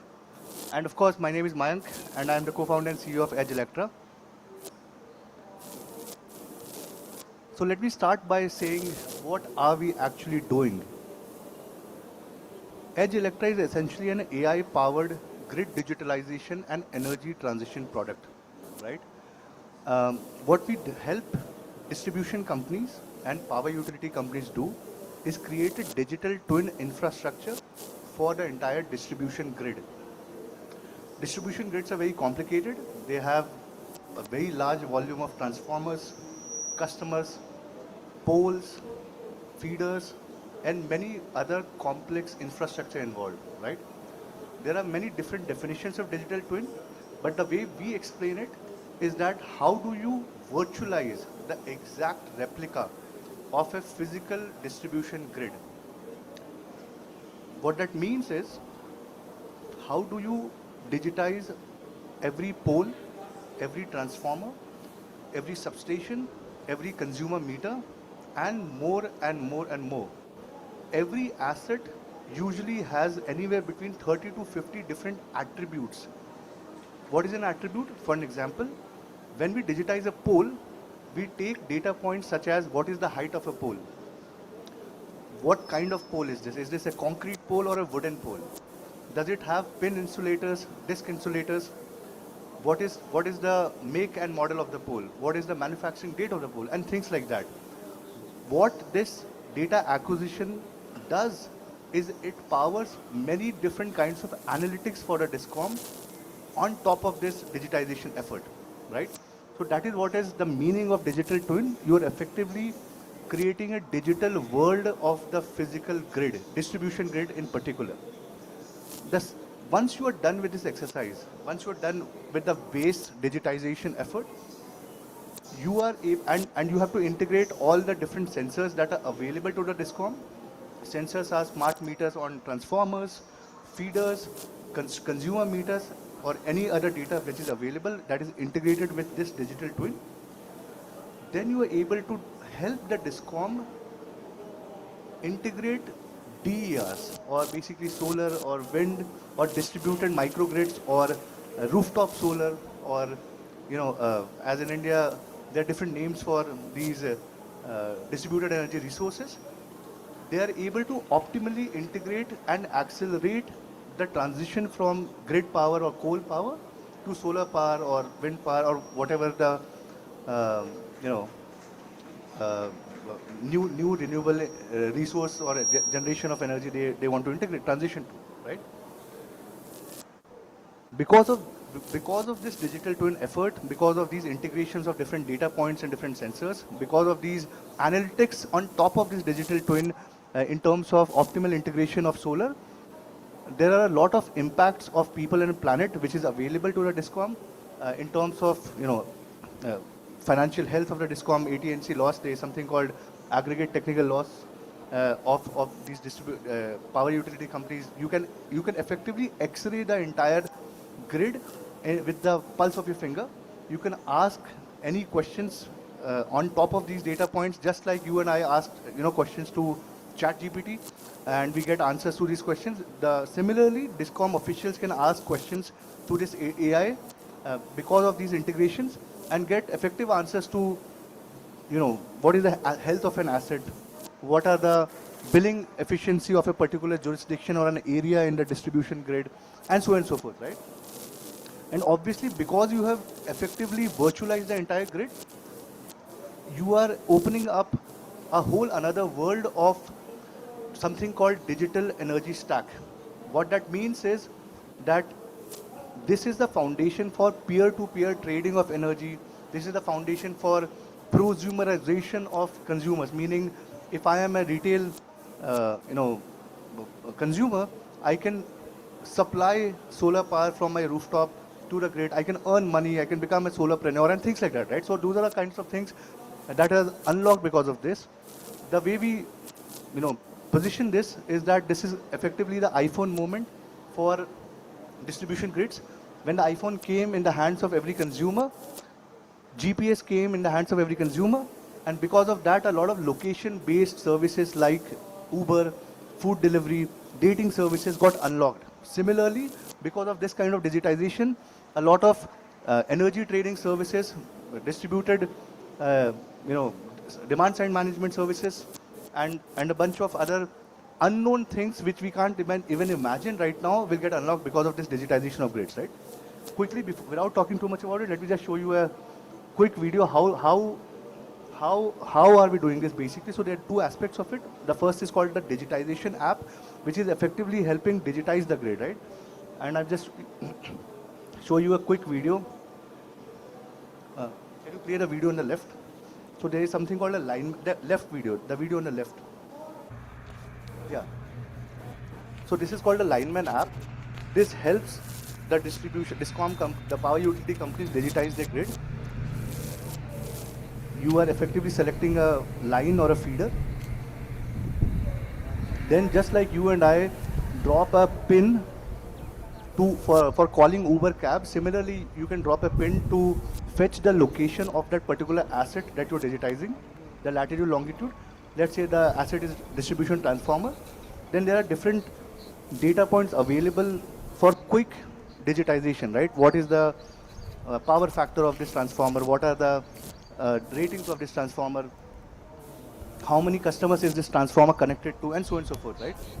You can take visual photos or proof of the transformer. This is the actual digitization process. And then many other details, right? So you go on and taking details usually takes anywhere between 30 to 60 seconds to digitize one asset in this form factor, right? So this is what is called the lineman app, which helps in digitization. You can pause this video. Thank you. You can pause this video. And then could you go to the next screen? So once this digitization is done, you see something like this. Can you play this video, please? Yeah. So once you digitize the grid with the help of lineman app, the actual entire grid, this is the actual DISCOM, power utility company in the state of Rajasthan. Millions of assets are digitized, and you're able to do a lot of analytics on top of it. One of the analytics that is being shown here is called load flow analysis. You can see, so what you're seeing here is that you can selecting a date and a timestamp, a 15-minute window, and you can see what kind of power is flowing in which parts of the grid. So the blue power is the grid electricity, which is the coal electricity. The green color at, let's say, 7 a.m. in the morning, the green color is effectively the solar electricity, and the pink color is the mixture of grid and solar, right? And let's say when you seek the slider to, let's say, 12 noon in the afternoon, when there is peak sun and peak solar available, like this, you will see that the entire grid is slowly being powered by entire solar electricity, right? This is effectively only possible, these kind of analytics is only possible because of a digital twin of a distribution grid. You can pause the video. And then obviously, you can play this video, please. You can play this video. Yeah. And because you have digitized the grid, there are multivariate benefits of this. This is one of the other benefits, that engineers of power utility companies can do a lot of simulations on the grid without actually having to make changes in the live grid, in the physical grid. So what you're seeing here is that this is something called, it's a slightly technical thing called a single line diagram of a distribution grid, which is effectively the simplified version of the grid that you just saw in the map view, right? So these are substations, these are different lines, denote different things, like a 33 kV feeder or 11 kV feeder. You can expand and you can play around with this and see and do a bunch of analytics, which is very helpful for running a distribution company or a power utility company, right? You can pause this. And this is one of my last slides and one of my most favorite features. You can play this video. This is what we call a custom GPT, something like the Chat GPT, which all of us have used by now. This is a custom GPT for power utility companies, which is effectively integrates with all the other IT solutions of the DISCOM and helps you answer questions just like you and I would chat on WhatsApp. This is you can basically, yeah. So there are different categories of questions. You can ask any question just like writing text to your friend.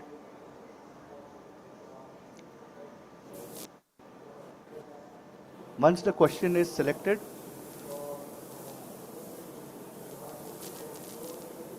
it is loaded in the chat window. You can edit the question here itself, like this video. You can change the area, the jurisdiction, the amount of data that you want in terms of visualization. And then you can change date range, what date window that you're looking for. You can do all kinds of configurations on this chat, and then once you're done, you can also select what kind of visualization you want to look at.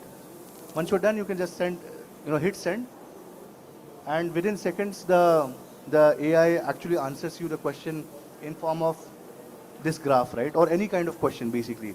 This is very powerful for a DISCOM, and we can probably hear it from the CEOs themselves, that you get access to analytics, decision support within seconds, which was earlier not possible without a technology like AI. Thank you so much for your time. That's it.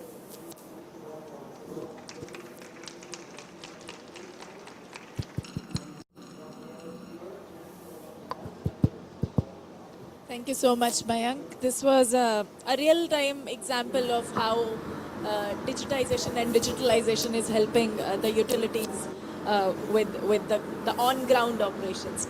With that, let me just move on to the real beneficiaries of these kind of technologies. And if I can just introduce our panelist for today, Mr. Abhishek Ranjan, who is the Chief Executive Officer of one of the leading utilities in Delhi, BSES Rajdhani Power Limited. He's leading utility scale innovation across renewables, demand side management, energy efficiency, storage, and advanced energy analytics. He has more than 2 decades of experience in power and IT, and has been previously, heading different renewables, DSM, energy efficiency, and multiple other things at BRPL. We welcome you here, sir. Thank you. His co-panelist is Mr. Rodolfo Cirol. He's the Director of Environment and Sustainability at CPFL Energia in Brazil. He's helped steer one of the country's largest power companies towards ambitious climate, biodiversity, and decarbonization goals. With, again, over 2 decades of experience in the energy sector, you've played a prominent role in Brazil's sustainability community, including leadership within the UN Global Compact Network Brazil. Right? We welcome you. Let me just start with the first utility, the BSES Rajdhani Power Limited. And Mr. Ranjan, if I can say that BRPL has been experimenting with digital twins, AI technologies across multiple pillars in Delhi. What are some early results, and how are they changing the day-to-day operations for you in the DISCOM? Thanks, Nidhi, and thanks, I say again, for this.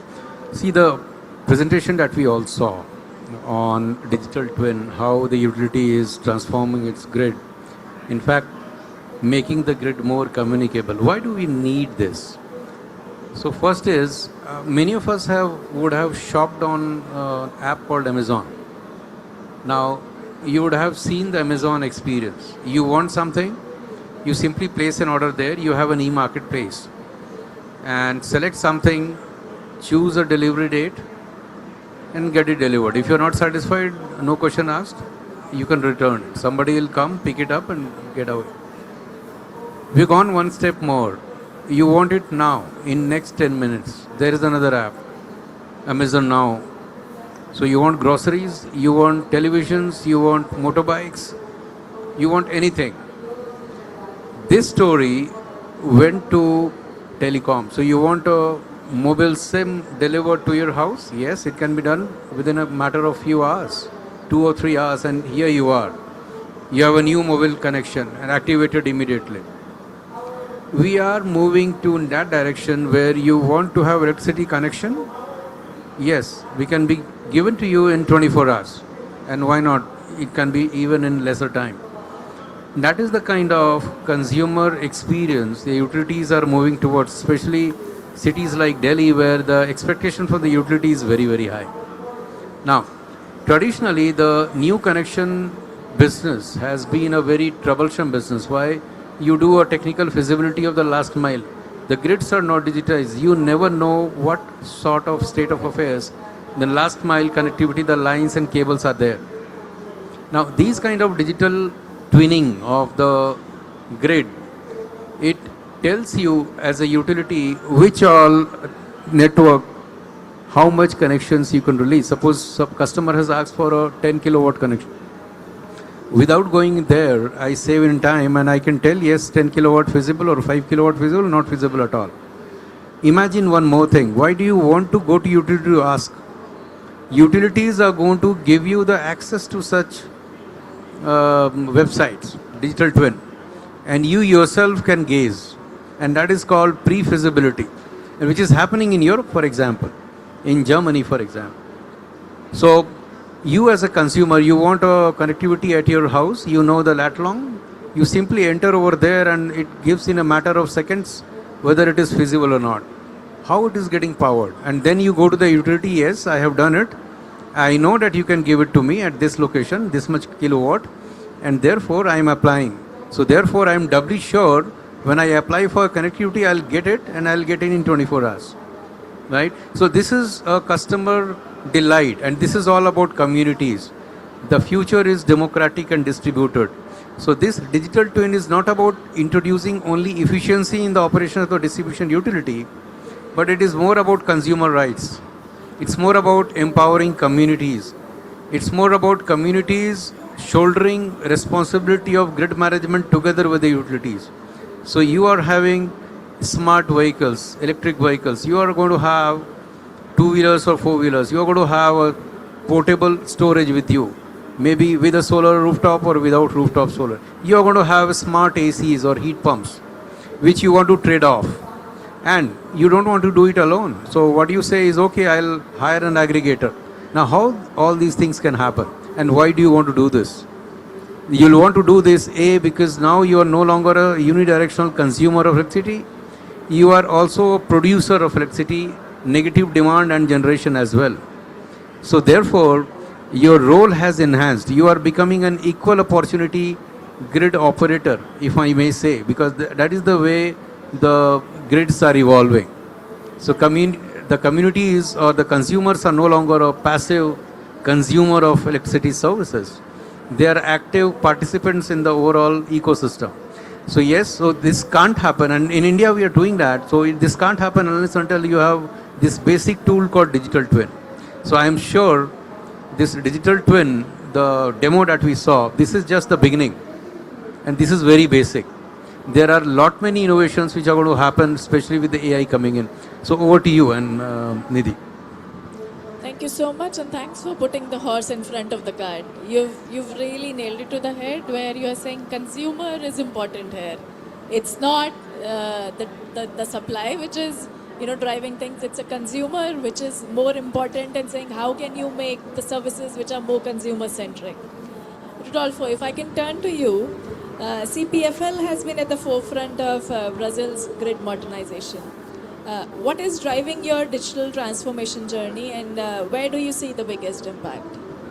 Okay, hello everybody, and I would say thank you for inviting me, and the moment to share some ideas about the power sector in Brazil. CPFL has a huge assets here in Brazil. Just to imagine, we have over 10 million meters, we say consumers in Brazil, where we deliver energy. This means that we support over 30 million Brazilians with a high quality of energy. Our company understands that digitalization is a tool to improve efficiency, to improve the renewable opportunities for everyone in the energy transition. So, just to imagine how CPFL is big, we have a grid, distribution grid, that we can surround the Earth 5 times. So it's a huge. We have over 150 substations, and our grid was built to provide the energy from generation by transmission to distribution in one way. But nowadays, with distribution generation, we have both ways to deal with the energy. So the solar panels can produce energy during the day and use the system, and the consumers can use this, and at night they use the energy from other sources. So our system must be adapted to deal with those challenges. So when you are talking about two directions in the same transmission line, we needed some adaptations of the system. And so to operate this and to maintain the security of the system is a big challenge. Of course, we are facing new challenges such as hydrogen production, batteries, EV, electric vehicles that are using those energies in a very different way. And we needed to understand how the consumers will use and will depend of the energy all day long. In CPFL, we are installing 1,600,000 smart meters by 2029. just to face this. And a big challenge that we have in Brazil, that is delinquency. Delinquency is a big challenge for emerging markets, but we understand that this is a way to solve a big problem that we needed to dispatch some teams to give the bill for the customers. And if you have this, we can send by email or some other ways to provide this. In other hand, we have some opportunities, such as to offer some different services for them. For example, we can support and deliver energy with different prices every single minute. Depends of the price, and I can give the signal of the price for the customer, and they can adapt it to receive the cheaper energy all day long. But in case that they want only renewable energy to watch TV or wash the clothes, they can use it in a moment that the renewables in a high production. So this is empower the customers to pushing the energy transition, and our company is preparing ourselves to face those challenges. But the biggest one is to maintain the high production of renewables. Our grid, for example, is integrated in Brazil, and we have 90% of renewables. This is a big challenge to maintain the quality of the service. But we believe with digitalization, we can combine and equalize all those energies. That's really good to hear that you've been actually bringing out the challenges that you're facing and also the innovative solutions, the time of day, some of which Abhishek and his utility are also piloting in Delhi. If I may just turn to you, Abhishek, the utilities are increasingly with these kind of technologies getting data rich. How are you, with all this data coming in and the numbers coming in, how are you building a culture of a data-driven utility which can utilize the information which is coming directly from the consumer and probably putting in the innovations like time of day, demand side management, and if you can just share some lights on that. No, wonderful. So, see, the data avalanche or data is humongous. So, we are the utility, one of the utilities in India where over 3 million customer meter data we have for, they're not smart meters, but we have the data for the last 20 years consumption, humongous amount of data we are sitting on. Now, one is obviously utility data lake that we have. So, where in the utility data lake you have the data from multiple sources, multi-sources. What are multi-sources? So, you talk about SCADA, you talk about consumer meters, you talk about our own grid meters, you talk about ADMS, you talk about sensors which are there on the different portions of the grid, like for example circuit breakers, relays and all. Now all these data points are being stored in what we call SCADA and OMS, for example outage management system, and then now coming up of the demand management and demand side management basically. So this is being fed into the local 11 kV feeder meter demand. So for example, if you talk about net demand estimation, which is net of solar and demand response, that is being captured at the 11 kV feeder level and even at the DT level. So we are now doing the projection of the demand at the DT level as well as the 11 kV feeder level. Now, but the important part is, it's not only about technology, it's about adoption of the technologies by the employees of the company. That is more important and more challenging. So therefore, we are utilizing technology to change the way we are doing businesses. I'll give you some example. We have online preventive maintenance application where all the checklists and the standards have been digitized. So these checklists are there with the linemen, with the preventive maintenance staff, and this is connected to our centralized AI powered platform. So when they go to sites for doing a preventive maintenance of a transformer, for example, so they have to click the check boxes and click the pictures and also assess what is the state of affairs over there, and that is being fed into the AI enabled platform, and that platform says, okay, this is to be done to this, and then the next crew member comes in for actually doing the maintenance, right? So one is assessment and then the maintenance, and these are all getting baseline.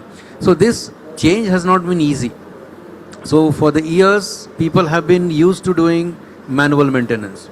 So this change has to be using capacity building of the people. We invested and we are investing a lot in the capacity building of the last mile, like linemen, for example. AR, VR based training module, augmented reality and virtual reality based training module for detecting faults in transformers, ring main units, feeder pillars, power transformers, underground cables, preventive maintenance tests, etc. Apart from this, the service engineers as well, and sending them to utilities interaction and asking them to change the culture. So sending them to capacity building programs for mid-management and senior management, because the cultural change has to happen at every layer. So the complete leadership has to change the mindset as to how the companies is going to leverage technologies to change the way it works.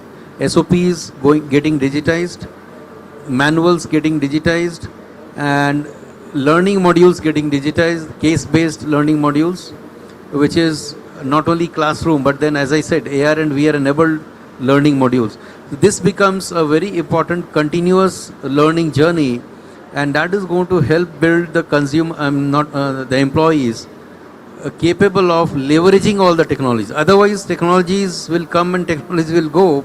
Nobody is going to use it. So that is the biggest challenge, and that's how we are leveraging technology to make our employees capable of using the technology to give better service to the consumers. I think that's a very important point that you've raised in terms of getting digitalization and all these efforts on digital twinning, and how can you enable change management within the DISCOMs. That's a very important aspect that often needs to be integrated into these kind of things which we're doing on ground. Rodolfo, on similar lines, if I can ask you on another use case of digitalization, can you say how digitalization can be used as a tool to address extreme weather? And I mean, how can you actually project that and utilize this technology for that?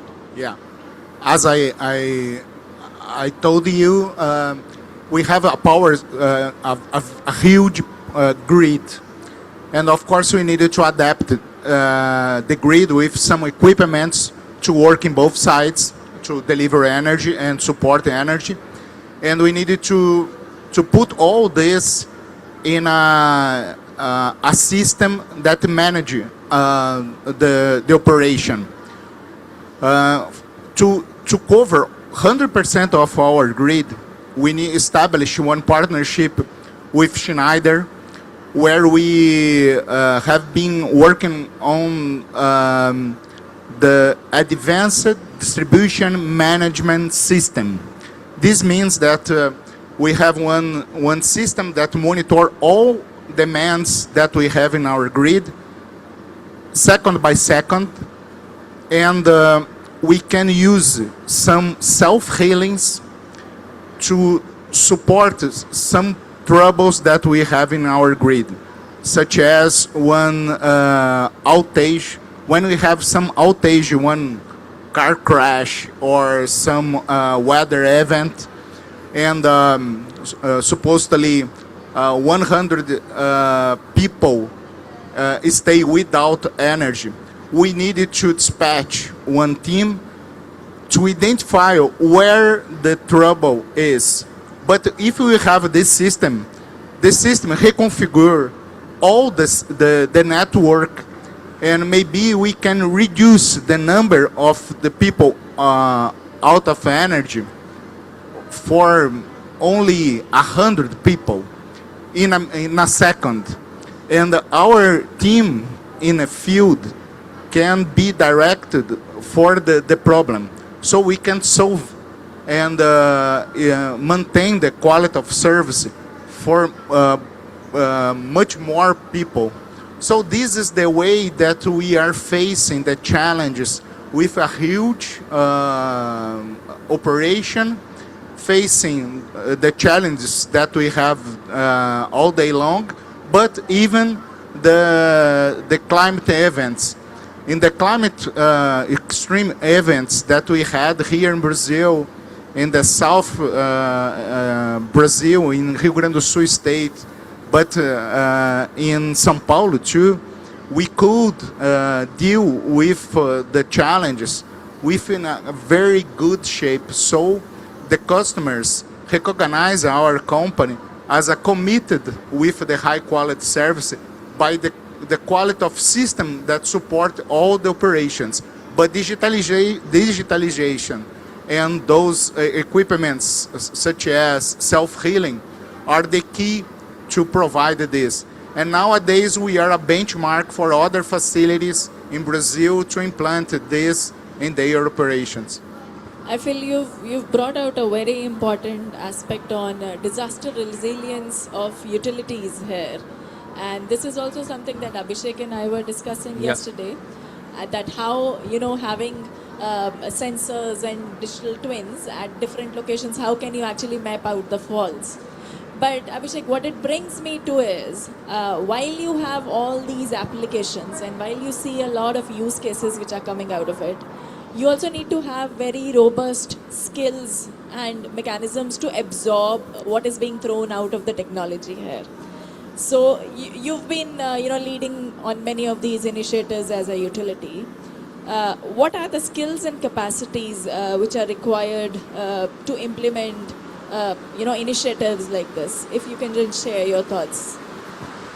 Sure. So rain gods are very kind now in Amazon. Okay.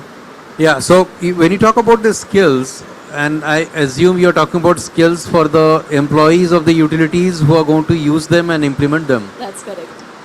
First and foremost skill is open to learning. It's not about technology skills, it's about open to change, open to learn. Flexible open-mindedness is very, very important. So when we deploy people for such interventions, we choose them through a interview process internal and see whether they have an analytical bent of mind open to question things and not do the things they have been doing for the last 20 years. So that is very, very important. So once you have them, then you train them on basics of the technology. And for example, we have our digital team. We are hiring people from diverse backgrounds and also reskilling our internal employees to understand why the things are behaving that way. For example, if ChatGPT is behaving that way, what goes behind it? Or if a service provider for demand forecasting has coded a ensemble demand forecasting model, my own team member is able to create her own ensemble model using technologies, using languages like Python, etc. and providing them with the tools, especially cloud-enabled tools. So, and then what we are trying to do is we are developing our in-house tools as well, which is going to give us more reliance on our self-developed tools and not be dependent on everything which is third party. Right? Now, of course, there is a JD, job description to each of the roles, job roles, and they are getting enriched. So whether it is in-house, as I said, there has to be a filtering as to whether the people are able to absorb that or not. We are placing them for trainings across institutes of repute. Like in India, you have Indian School of Business, Indian Institute of Management, or Indian Institute of Technology. We have MOUs with them, and we send them for such interventive program with more of case-based learning. It's not about only theoretical, it's more of case-based learning. And that's how we put them more and more on the sample projects which are done on the ground. For example, when you talk about storage project, the niche skill is how do you physically integrate storage into the existing 11 kV grid. And that is not taught in the universities. So that comes from the ground itself. So while you are enabling your people to do that, we are also creating case studies out of which can be there in our iSmart system. So online iSmart systems are there. You are creating repositories and case studies which can be reused. So this is a learning culture which is getting used, and it's a vicious cycle. I think that brings us to a very important point on while we are still on the learning curve, what are the things that you have to share with other utilities? And Rodolfo, if I can put that question more concretely to you. So looking beyond Brazil, Abhishek has really highlighted the learnings that are coming out of equipping the DISCOM officials to implement these changes. What advice would you give to the other global south utilities who are trying to balance, who are trying to do forecasting, sustainability, innovations? What is the one advice that will give to you? Extremely weather events, I believe that the challenge nowadays is to combine every possibilities that we have in terms of energy system around the world.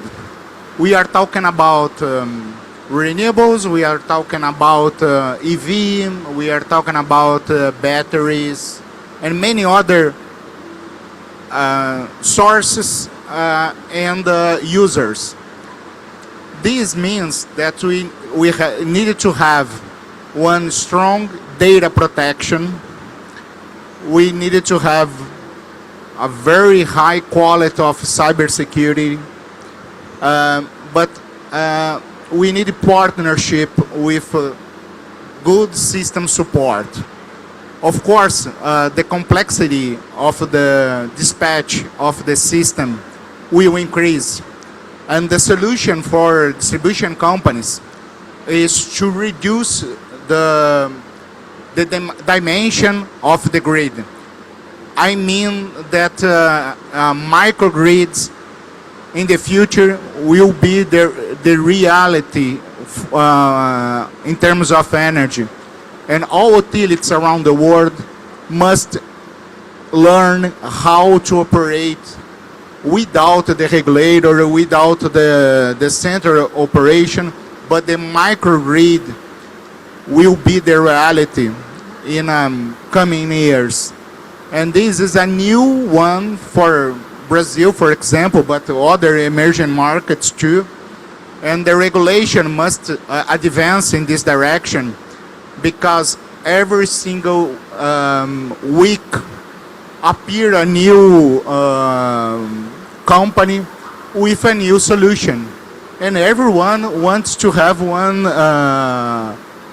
self production in the specific amount in the specific time, and this will demand a data management that is impossible to understand, that we will deal with this in a global way. So I believe that we need to reduce for a microgrids regions, or maybe neighborhoods where the renewable energy will balance all the production and the use all the time. So this is a huge potential for new business, new companies, new jobs, and for everyone to have the quality service in terms of energy that they want. That's great. I mean, looking at the rain gods and looking at the watch, this was a particularly interesting chat that I've had in multiple years now, where you've got to know the concrete things which are under application and what needs to be done to make it better. So, with that, I would like to thank both of you. Turn towards my colleague, Ms. Luisa, who's the lead in Brazil for GIAP. Luisa has more than 20 years of experience in renewable energy sector, and she's also the member of Council for Engineers for the Energy Transition, which is a global high-level body of engineers that serve as advisors to the UN Secretary General. With an overview from both of you in terms of the concrete operations which are happening on ground from a utility perspective, I just wanted to bring in Luisa here, who will give us a broader overview of where digitalization and digitization is in Brazil, and then sort of share your experiences in that, Luisa. Okay, I'm going to try to speak very loud so you can hear me better because of the rain. So thank you for having me here. I will provide you an overview of digitalization for low distribution grids in Brazil.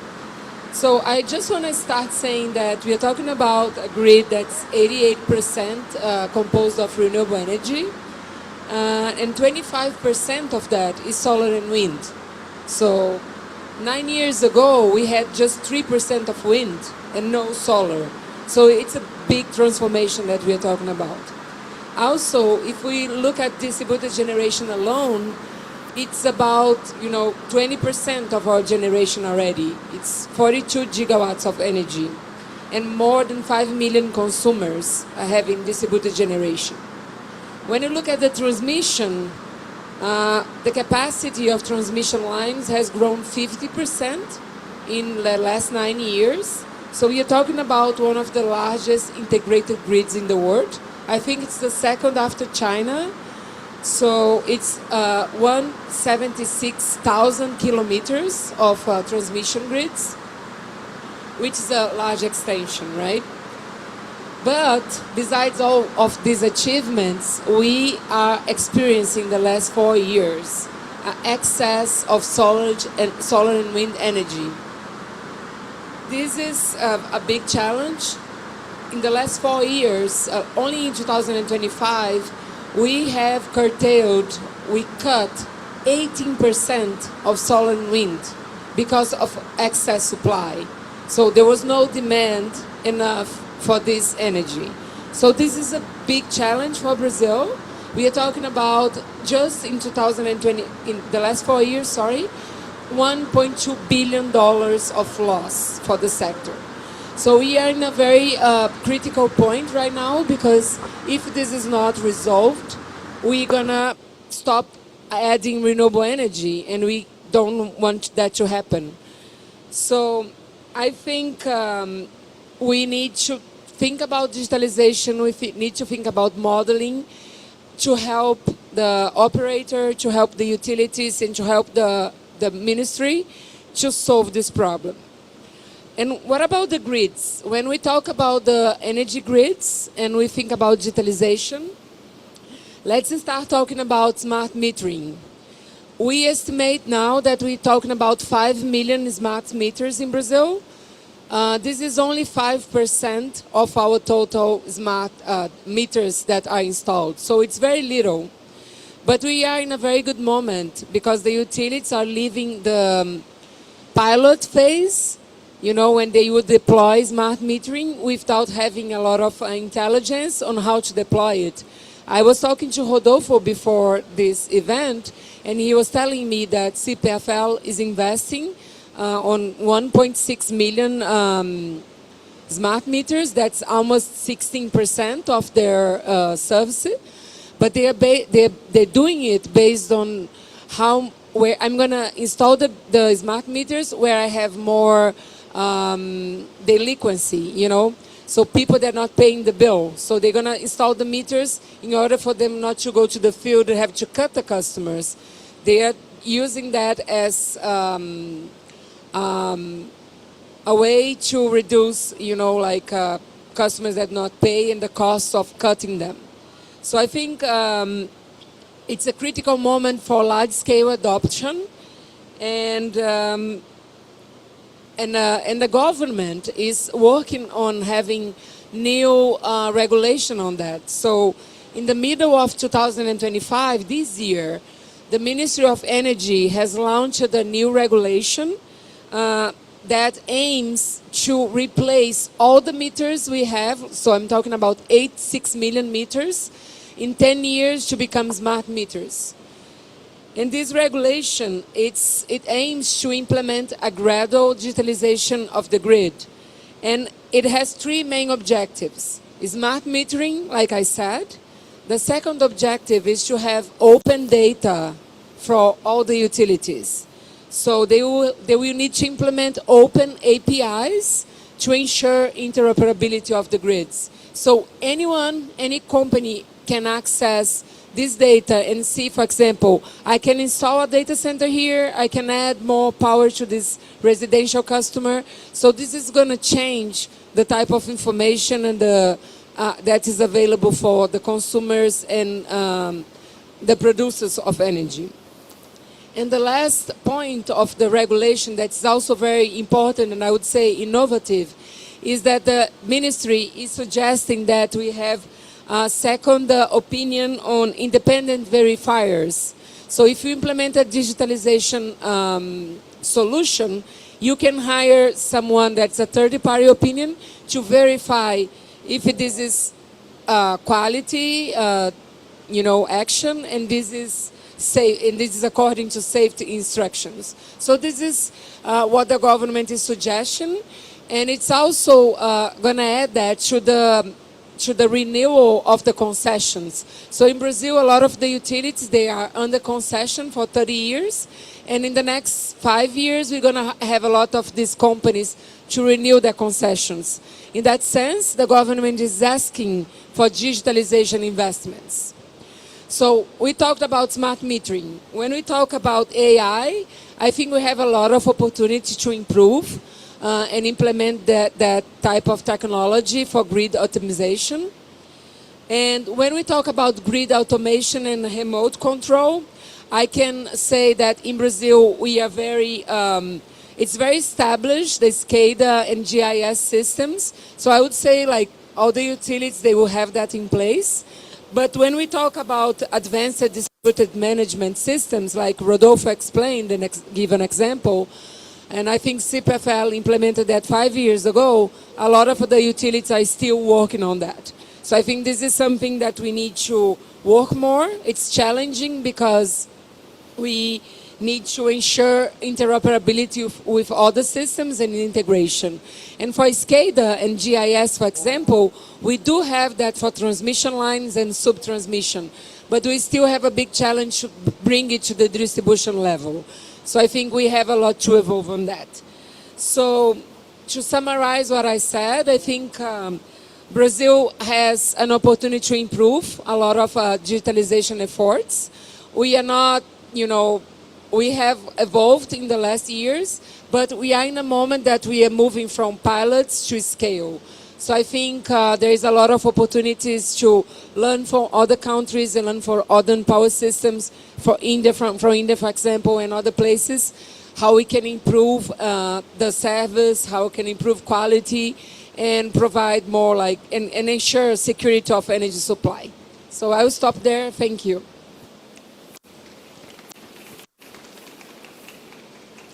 Thank you so much, Luisa. And with that, I'm cautious that we are just 4 minutes over time. But just to summarize in a minute, this was a particularly enlightening session because, we saw the different advancements which are coming out in the two countries, India and Brazil. With this focus session on the Global South and India and Brazil as concrete examples, we saw how is the regulation looking like, how are the leadership in the utilities, what are the actions being taken, how are we skilling the utility staff, what are the typical use cases of AI and digitization. And of course, we saw an example from India, which is a live example of how digital twins and AI in terms of duet are being put forward. I really hope that these, the learnings from this session actually feed on to a larger goal of sharing the lessons between the Global South with countries like India and Brazil in the forefront, and how that learning can be passed on to multiple other countries, including the ISA member countries in the Global South. Thank you so much. You've been a wonderful audience. I thank you for your time.